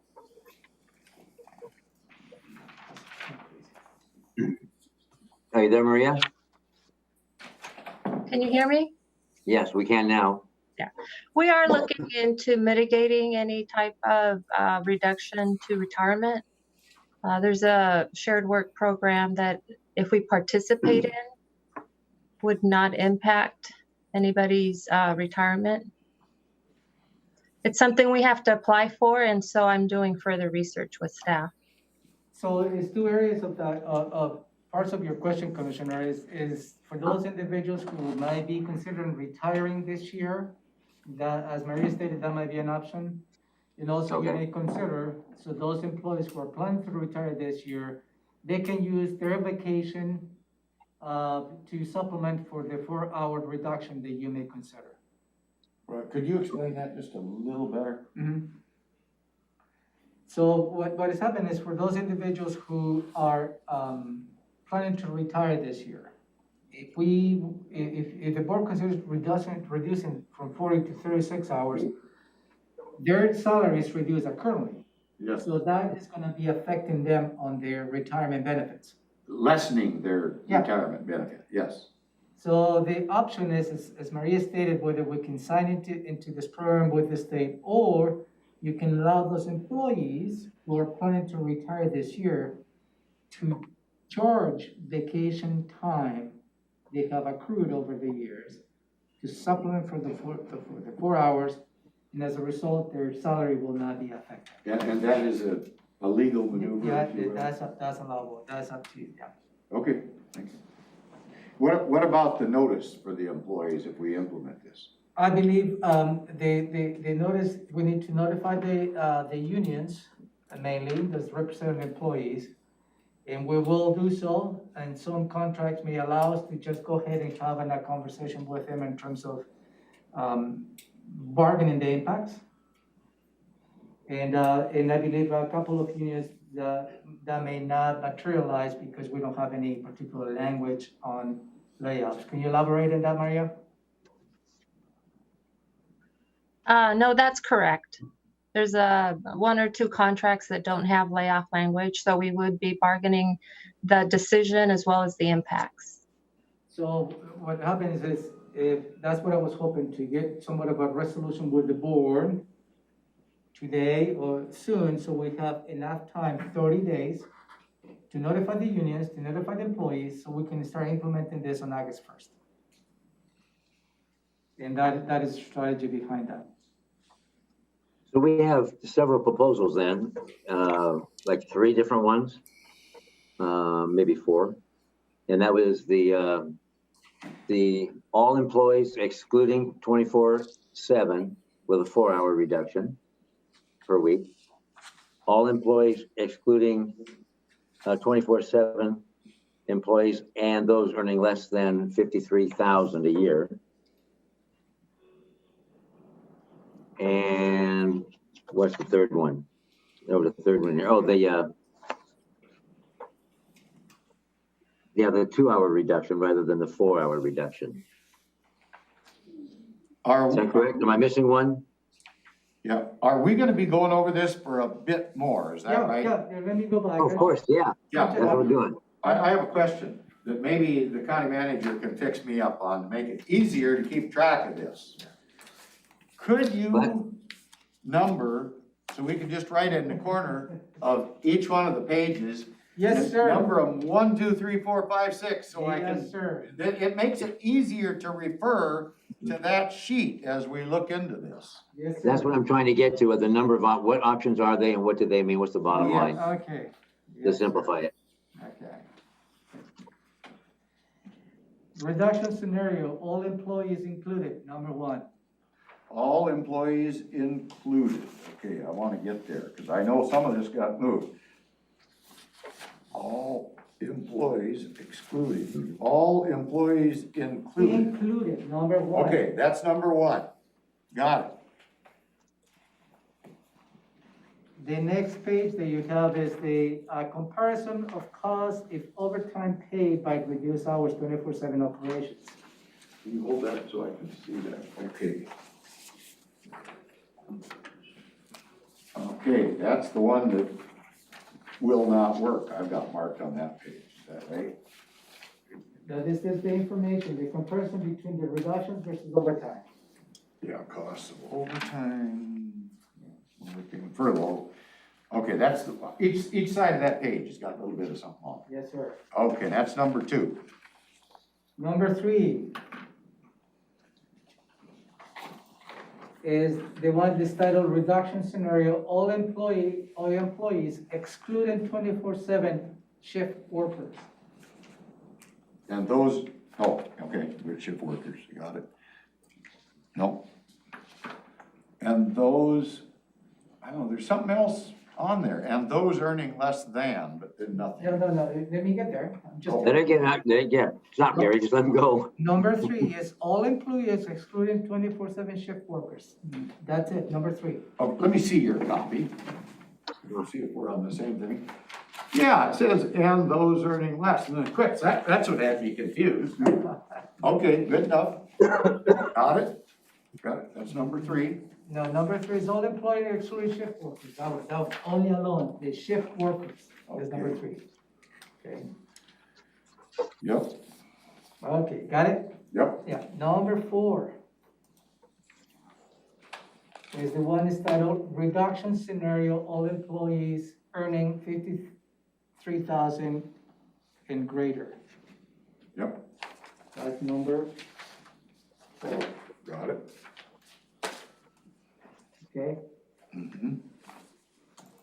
Number 5, which didn't have the chance to walk you through this, but that's number 5. That is reduction scenario employees only who are full-time employees. In this case, you will exclude all the employees who do not work full-time. That's number 5. Okay, got it. That's one only employees at 1 FTE or not? Yeah, 1.0 FTE. Any employees below that are not included in this scenario. And that's number 5, okay? And last but not least, number 6 is the one that Commissioner Edwards was saying is the reduction scenario, all employees excluded 24/7, and those earning less than 53,000.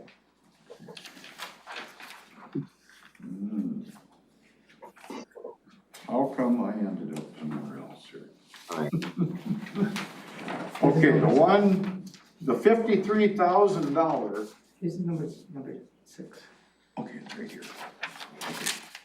Full name, it's just not printed out the same as yours. What's the deal? No, That's not it? we just went through this. The one you have in here is this one. What number have you got on that? It's number 3. Number 3, on it anyway. Robin, are you the one that's manipulating the screen? Yes, Okay, so and you're labeling the options, are you? yes. And for each option, can you put the total amount of, Is this one? Okay, sir. I'm sorry, Commissioner. Number 1. yeah. Romero, can you mute yours until you get yourself sorted out? Thank you. Thank you. With the options, are you, I have it on small.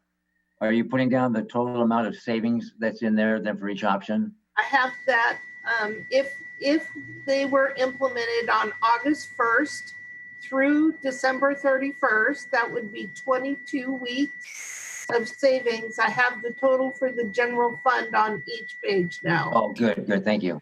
Okay, I'll make that a little bigger too. thank you. So let's see.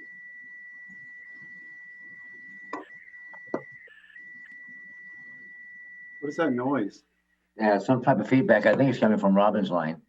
It could be. I'm gonna mute me. Yeah. Yeah, it is. I'll take a picture of this.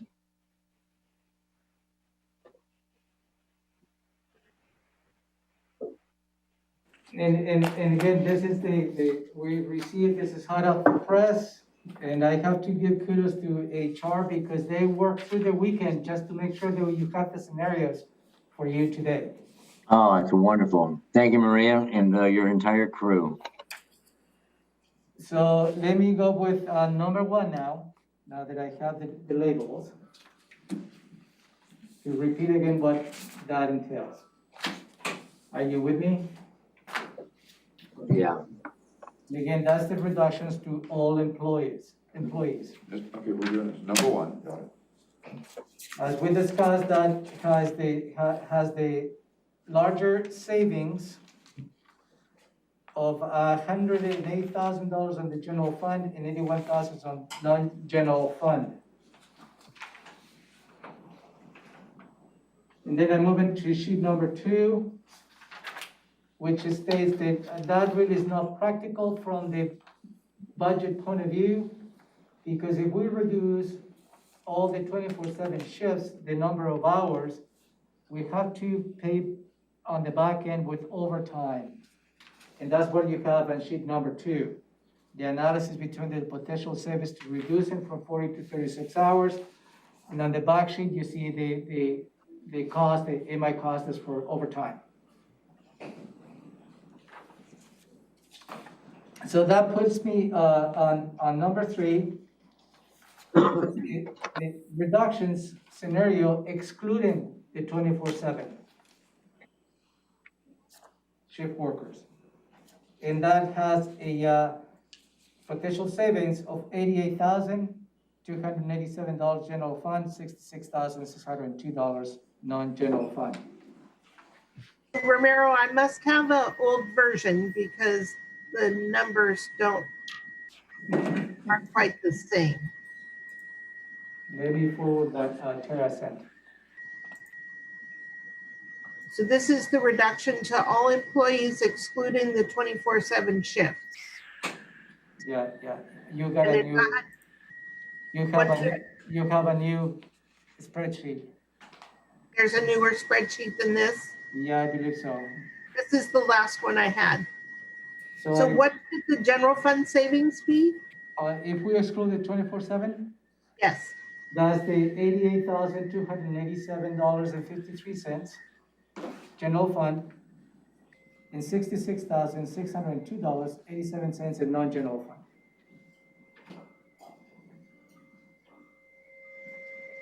And just so you know, Robin, what we hear is almost like a fax noise, like a fax machine type feedback.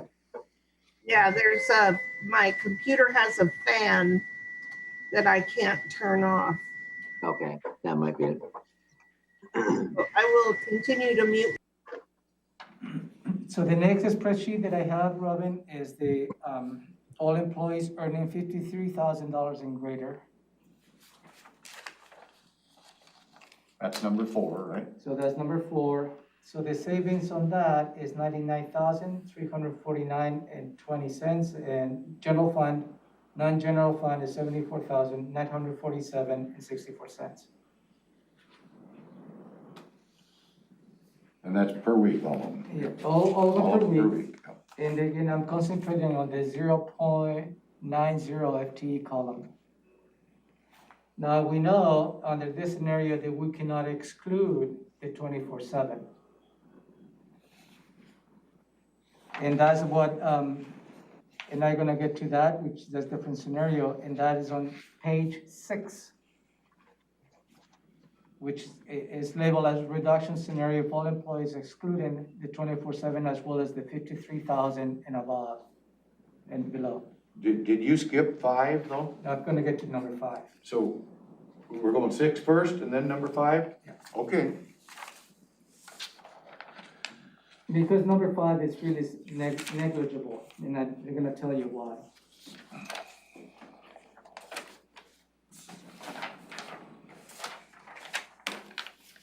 But just so I'm clear, theoretically on 6, Yeah, which is what we're looking at, you could add back in, you wouldn't have to completely exclude those learning less than 53,000. You could put them in the 9.5 column.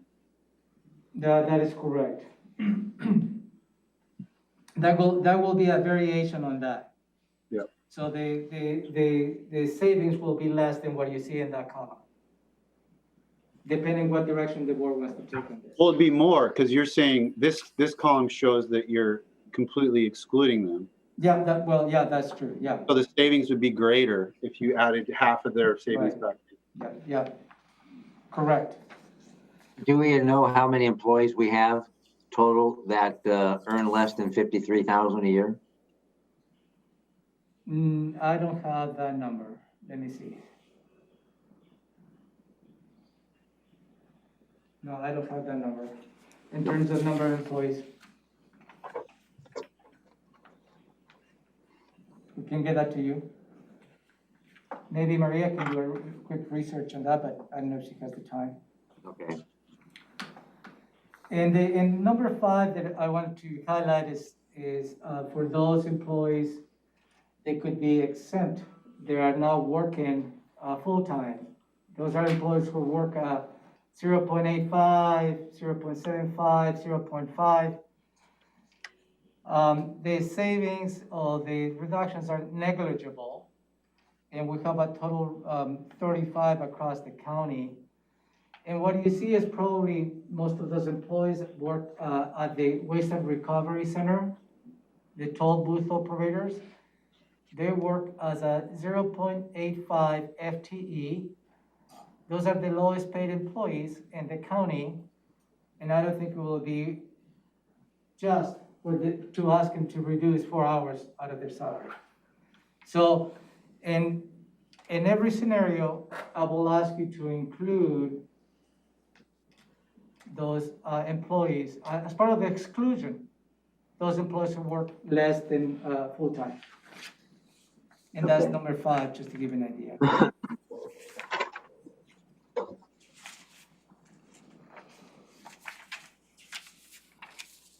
So that's what I want to have some time for you to go through all the many different scenarios. There are many other different scenarios, as you can see, how you can probably exercise this. And again, this is just a starting point for the conversation. And again, I would like to suggest that perhaps the number 1 and number 2 sheets, just put that aside because that doesn't make sense. From the financial point of view, to reduce hours for the 24/7 shifts, it doesn't make financial sense because we're gonna have to pay more anyways. So can we start with there and just agree to that or Yeah. vote on that, thumbs up or down, to exclude the 24/7? Yeah. Okay, Commissioner got that Benson? done. I don't see Commissioner Benson on the screen, so Oh, Oh, he did. yeah, thumb up. I mean, makes sense to do that. okay. So now what you have in front of you, let's say number 3. That is the reduction scenario excluding the 24/7 shift workers.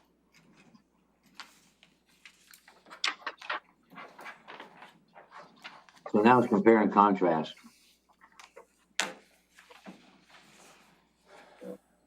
Maybe you can put side by side, number 3, number 4, and number 6, and that will give you a good perspective. 3, 4, and 6. Yeah. Number 3 again is excluding 24/7. Number 4 is the $53,000 and greater, which includes the 24/7. So my suggestion for you is to take the number 4 out. Because again, we already discussed the 24/7 shift. Doesn't make sense to exclude it. That makes sense? Not completely, I guess, to me. Well, all employees, yeah, we already said we're not gonna include. So, number 4, Got it? that includes reductions of all those employees, they're 53,000 and greater, including the 24/7.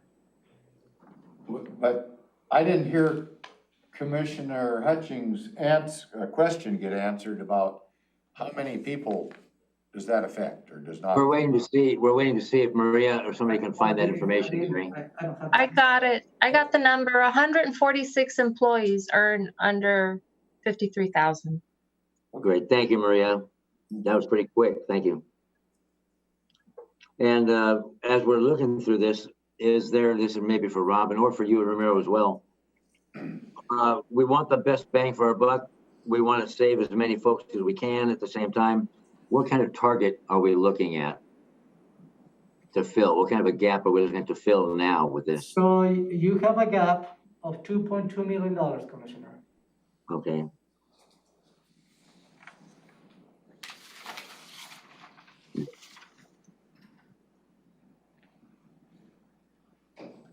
So if the target was $5 million and currently you have saved $3,200,000, it's just under 2 million. And just for an example, if we went with the 22 weeks from August 1st to December 31st, it would save approximately 1 million, and it being page number 6, that is excludes the 24/7 shifts and excludes anyone earning 53,000 or less. Then we put that savings in here, 1,748. I'm just going to round up. That would get you to just barely under 5 million in savings. And the graph would look like this. Oh, hang on, let me figure this out.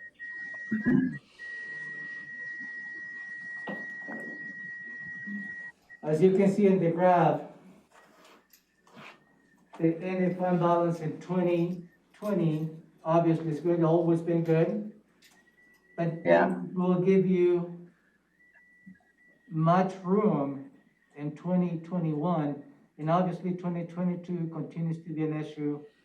Yeah, But that will be part of the conversation when you consider options on the 21-22 budget.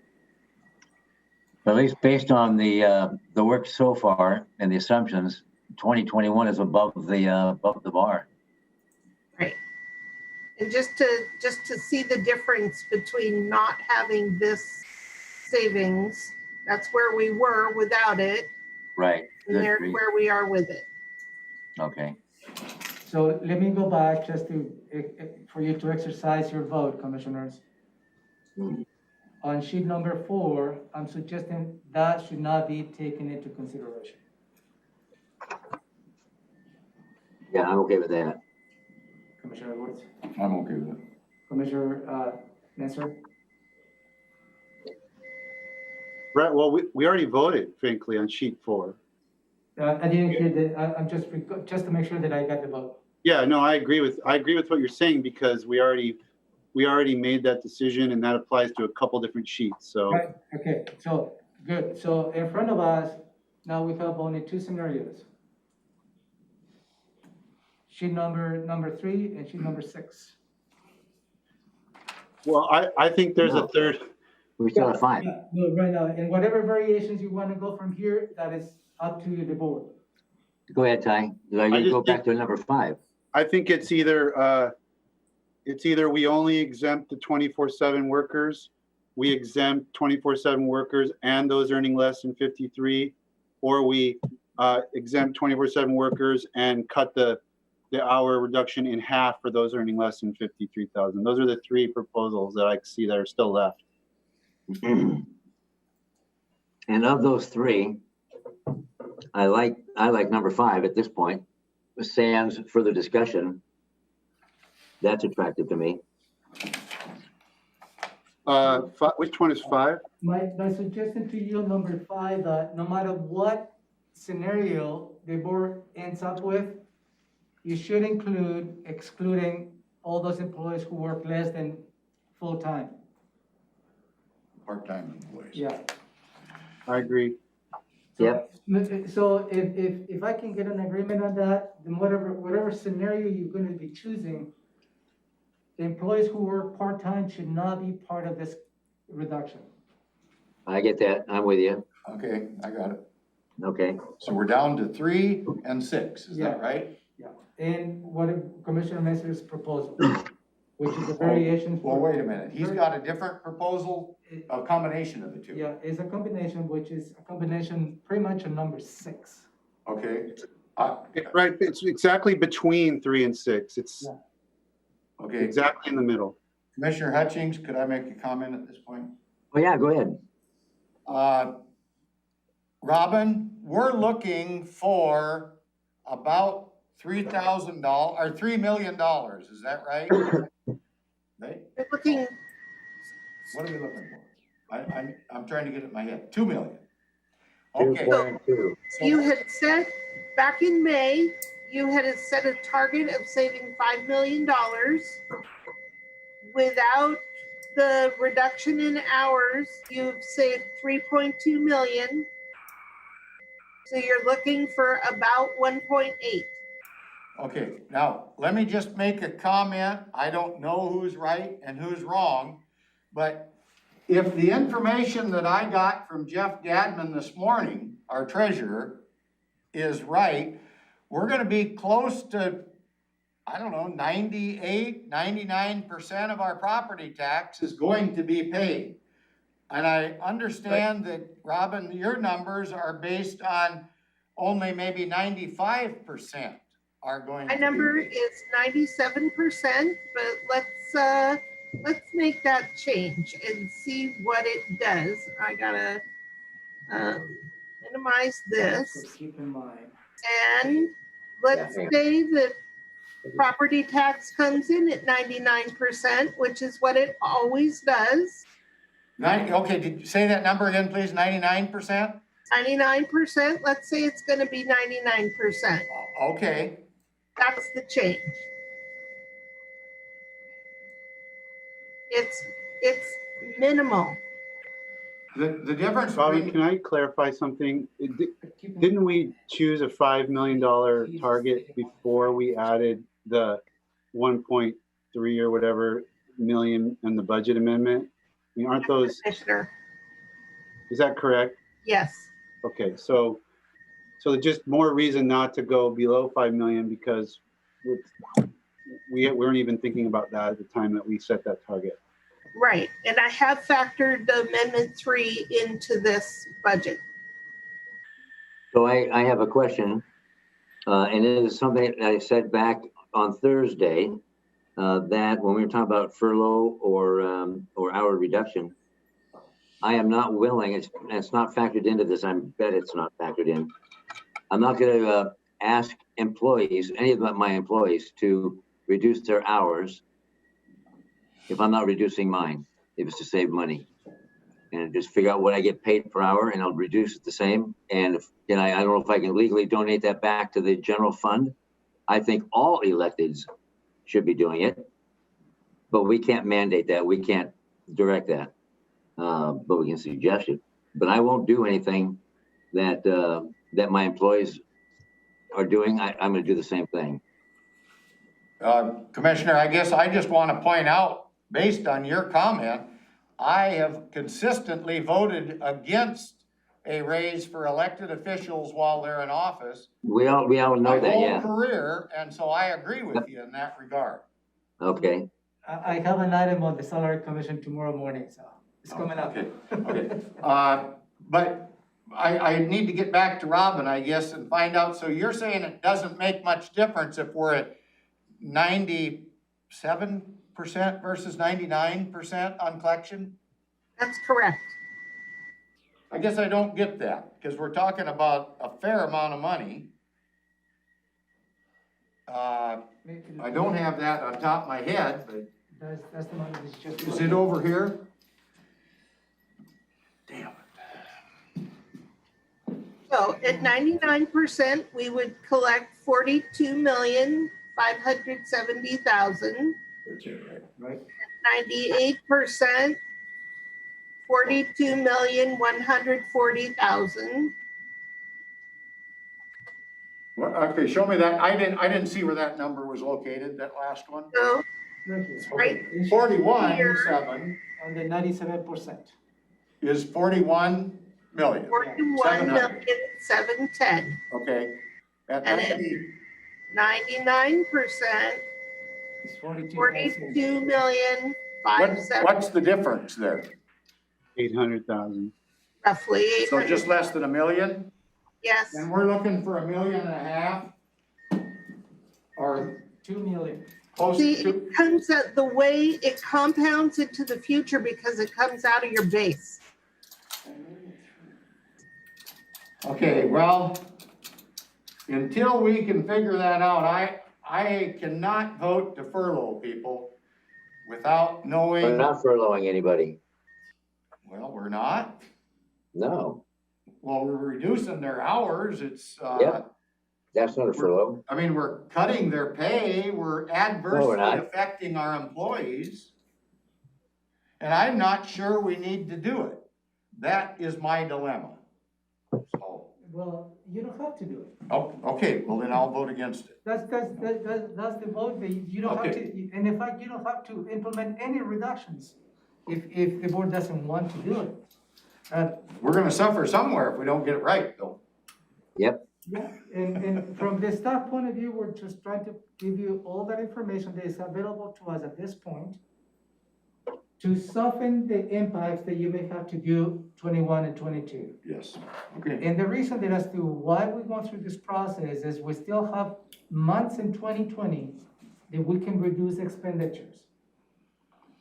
And I don't know how I can explain more that I cannot see in my right mind, based on all the impacts on the economy at the national level, at the state level, in terms of this pandemic, for us, the county, to say nothing is going to happen.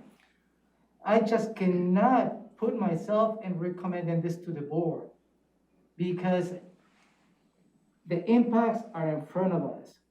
And if we go through the point and saying nothing is gonna happen, all the revenues are gonna come the way we expected, I think we're doing a disservice to our citizens.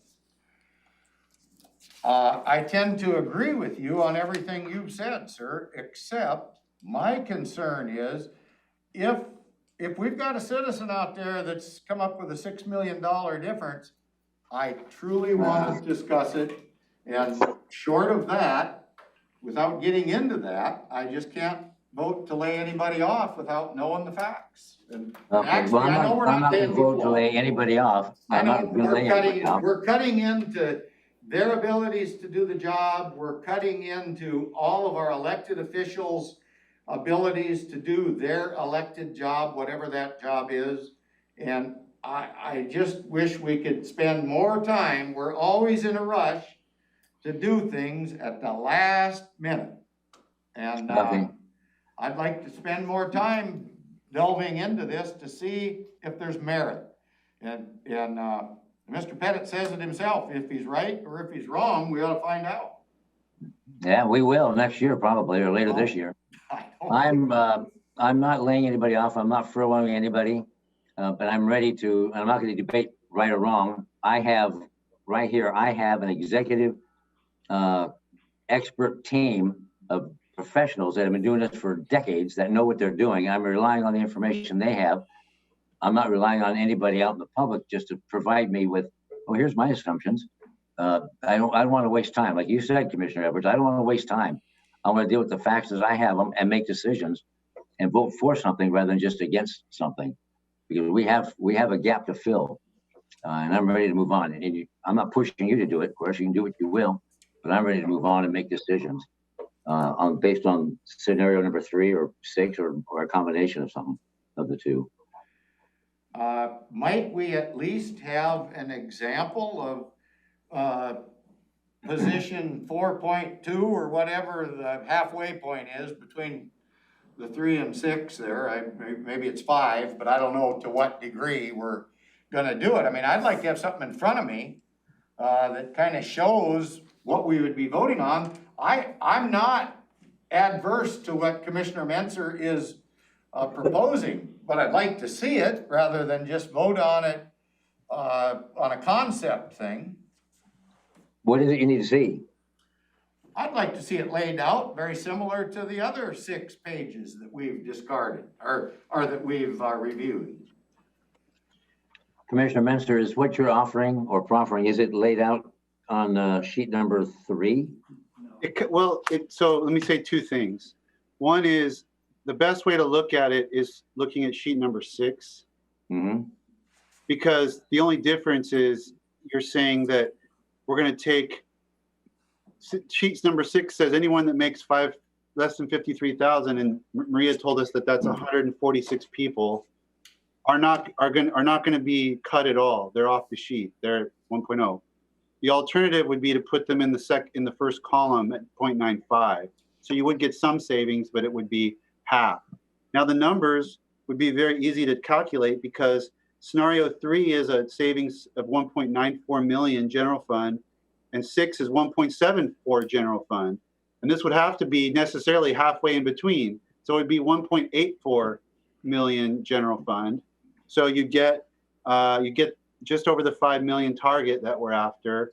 You get everybody except for the 24/7 at least putting some skin in the game, so to speak, sharing in some of the burden here, but you'd be dampening the effect on our lower earners. I'm comfortable with that. I'm also comfortable with number 6. I mean, seeing that the numbers are very close and that it's only 146 employees, I could be talked into number 6 or my hybrid, but those are the 2 scenarios I'm most interested in out of what's on the table. I I guess for simplicity, Commissioner Hutchings, am I okay? Oh, yeah, sure. For simplicity, then I'm gonna let you guys hash that out between what my seatmates are working on, because I can't vote for this. Okay. So I just wanna tell you that up front, so that you can kind of kick it around and see if you can come up with something, but it just doesn't make sense to me to move forward as we're doing. Okay. That's fine, thank you. So what I really like though is excluding the 53,000, the 146 employees that we have that are earning less than 53,000. And I'm not really keen on even them kicking in 2 hours, you know. Okay. So that just, to me, that's just, man, that's cutting to the bone for those folks as well. I can do scenario 6. I'm willing to come to agreement with you on that. And that's someone earning $4,400 a month, and that would be reduced. Well, that'd be reduced a couple $100, I would think. I don't do the math like you guys do.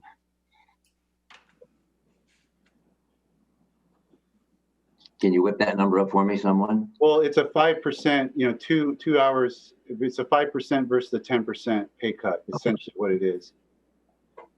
Or, you know, 0%, 5%, or 10%. Yeah, so I would not be comfortable with someone earning that little bit of money, cutting their hours.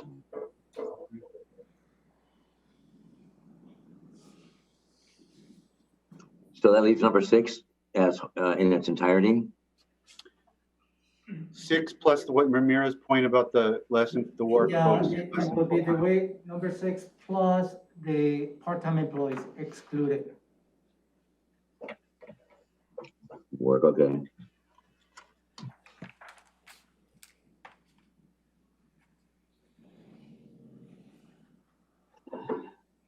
Okay, and that still works out to be, well, it's not going to be the 139 or 140,000 million. That number is going to change now, isn't it? It should be 1.7 1 million. point. Okay. 1.74 million general fund was what Robin put up, Okay. which is really close to the target when it's added into the 3.2. All that if we start implementing this strategy August 1st. Good. And then property taxes all come in, that helps. Now, if, for the sake of argument, we can undo this in 3 or 4 months if we wanted to, couldn't we? You Okay. can do this next week. So that if there was some type of a big windfall for point of destination sales tax or something like that, we could revamp or relook at this.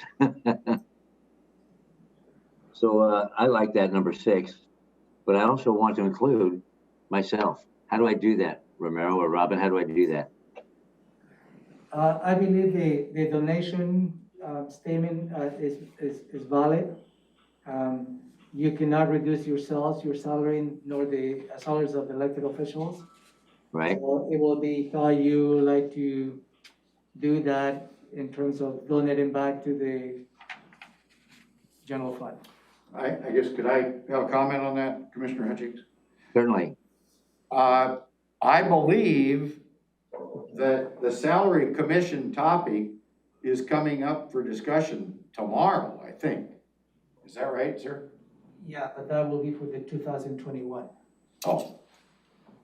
Well, but we can discuss it at that point as well, I guess. I mean, No, that's for salary for next year. I want to do something now with the employees now, not just talk about next year. Well, then vote for me and don't vote with me and don't cut anybody's right now. I've got to do something. It's got to be responsible for our budget. Well, we could spend a little more time. I'm good. I've got until 9 o'clock tonight. I don't think spending any more time is going to make these numbers more solid. We just don't know.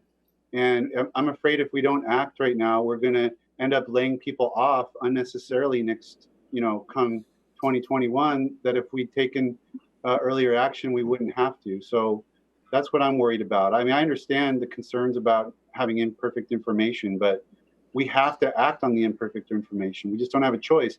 that's one of the reasons why this lever, as Commissioner Hutchings pointed out, is, I originally, when we were looking at salary cuts versus furlough versus, well, this is a newer idea, versus layoff, if I had my choice, I'd rather do a salary reduction because it doesn't have to exclude the 24/7 employees and it doesn't affect county operations. The problem is with our contractual situation, we wouldn't have the ability to fine tune and turn that lever. So, this is a more nimble tool in a sense. And given that we're excluding the lowest earners, I feel more comfortable about it than I did the straight furlough. And so I'm okay with this, but we're in a situation where I don't think we're going to be in a situation where we have perfect information and we can act. Because if we wait, we create. What we learned, I think it was one of the WASAC seminars that I sat in on about lessons learned from they had all the county, not all, but I think Robin was a panelist on this. It was financial officers from different counties that had been there through the previous recession. And the universal piece of advice that I took away was that the counties that acted early and decisively came out smoother and less disruptive to their finances in the long term. So that was a big takeaway from the lessons learned from the county financial officers from 2009. So that's what I'm trying to do, is follow that advice and put us in the best possible position. Okay. It'll be interesting to see if anybody else, any other elected officials want to join in and helping as well. Not just their employees or their staff. So anyway, I like number 6. Do we need anything more definitive about that? I thought I was being recognized, sir. Oh, I'm sorry. Yeah, you had your hand up. You're right. Go ahead. I guess I really don't see what a couple hours or a couple of more days will matter to addressing the concern that you bring up, Commissioner Menser. I just don't understand the rush, if there's any question at all, why we can't have a bit of a long-term discussion on this financial discrepancy, if you will, because the discrepancy is actually numbers taken right out of our own information that we've been given over the last several months. So I don't understand the rush, because in fact, we are going to be cutting wages or furloughing or whatever. And the other piece of that is, I didn't get a clear answer of what the waiting time is when we make notification, because as Maria pointed out, some of the bargaining units have language that can be addressed right now and some don't. So that isn't going to be fair as well if we're hung up in litigation over what the contract means or what we're allowed to do with those different units that have different verbiage in their contracts. So I don't see the rush. Why do we have to rush? That's all. Let's get some concrete answers, both on the union contracts and on the dollar amounts.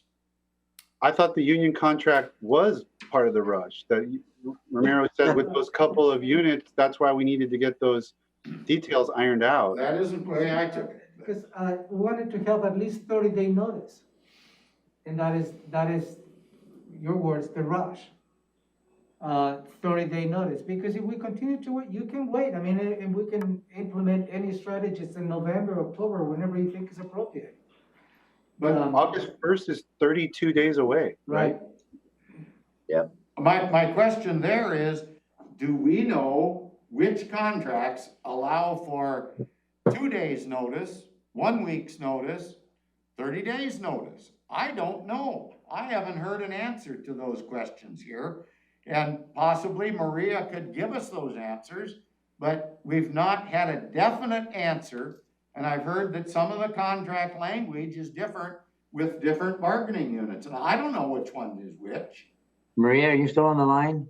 I am. I can lay out what the notice for layoff is.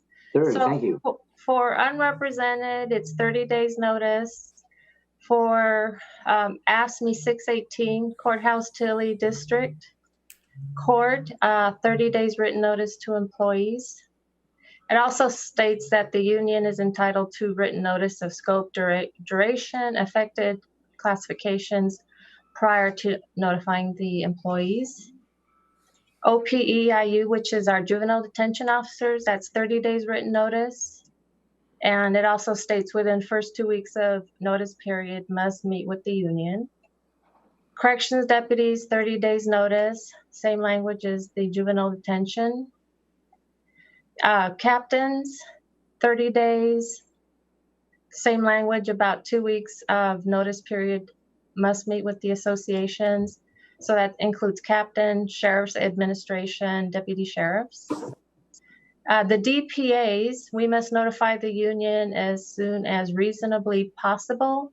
Individual employees get 30 days written notice. And that's everybody then. Could I follow up? That's, Maria commented on layoffs need 30 days. What is a furlough? What does a reduction in salary really mean? Is it spelled out in the contract somewhere? Or do all issues affecting that take-home pay, for an example, does everything require a 30-day notice? That would be something we would negotiate with the unions. About 5 years ago, there were potential for furloughs, and we negotiated something less than 30 days. So that would be something that Debbie would work with in terms of the hours reduction. The 30-day notice is for a longer-term layoff period, but we need as much advance notice to contact the unions and have these discussions. Okay. But doesn't the normal process of mitigation and negotiation come into play where that would end up going to court? I mean, if they didn't want to play ball with us exactly as we're proposing it, which I've not seen too many groups that are willing to do that, we might be tied up for quite a while before we can do something. So all the more reason to make sure we get it right. That doesn't mean we're not going to get, there won't be contention. And those employees are still waiting, and the different represented groups are waiting to hear what our decision is going to be. And putting it off is not going to help them or ease their angst or anxiety, if you will. And they will respond accordingly. And that's okay. That's what the process is for. So I'm not going to put this off any further, because the first is coming up on Wednesday. They're looking for information. They're looking for movement. They're looking for decisions. I'm ready to make a decision. I've made a decision. And no more information I need. You just got the information from Maria regarding the representation language. And so I'm not going to wait for more different numbers to come in. I'm okay with what we have. And I trust our financial staff. I take it Maria's ready to say something. I saw something happen there and heard. I didn't see it. Okay. Oh, no, some background noise. Okay. Okay. I guess, I don't know, I'm not here to argue with my seatmates necessarily, but I can't believe we're moving forward without concrete answers. We're doing it on numbers, and now we're doing it on language and bargaining units. I just don't get it. I don't see how we can move forward without actually knowing what the effect it's going to have on our different employees, and consequently what that might have effect on the whole negotiation process. We won't know until we decide. We won't know until it's presented to them. Then we will know. If we don't give the direction to staff to pursue those conversations, we can't figure out those details. Because I'm not sure. What you need to do is you need to bargain the impact, and that's where you have HR staff to go through this process, following your direction. And then it will be bargaining the impacts with the different unions. That's part of the process. Okay, but we've bargained before where we've been tied up for years. And that's not gonna do us any good if we end up in that situation. Do we then have to stay status quo for one union or another? Whichever group decides to bow their neck a little bit more than the other group, that's who we're gonna end up then. You talk about disparity in treatment. I would guess, I see all kinds of things falling apart here that I just like, for all public policy, I like to have all the facts before we develop public policy, because surely we'll make a mistake if we don't get all the information we need. That's where I'm Okay. going. Okay. And I believe we have all the best information that we have to make the decisions that we need to be made in a timely fashion without rushing, and being inclusive, and good discussion, and good staff to include HR staff. I'm not going to say the sky is falling if we make a decision and my gosh, there's a boogeyman coming. It happens. If it happens, it happens. We deal with it. We respond as well and work with the represented groups. That's what the system is, the process is, as designated or designed to do. So with that, do you have anything further, Commissioner Menser? I'll just point out that the municipal governments in Thurston County acted months ago. The state acted a few weeks ago.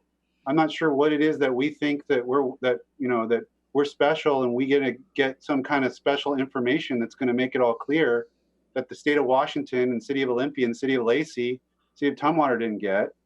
I think that we've actually waited. I mean, we had these proposals in early May.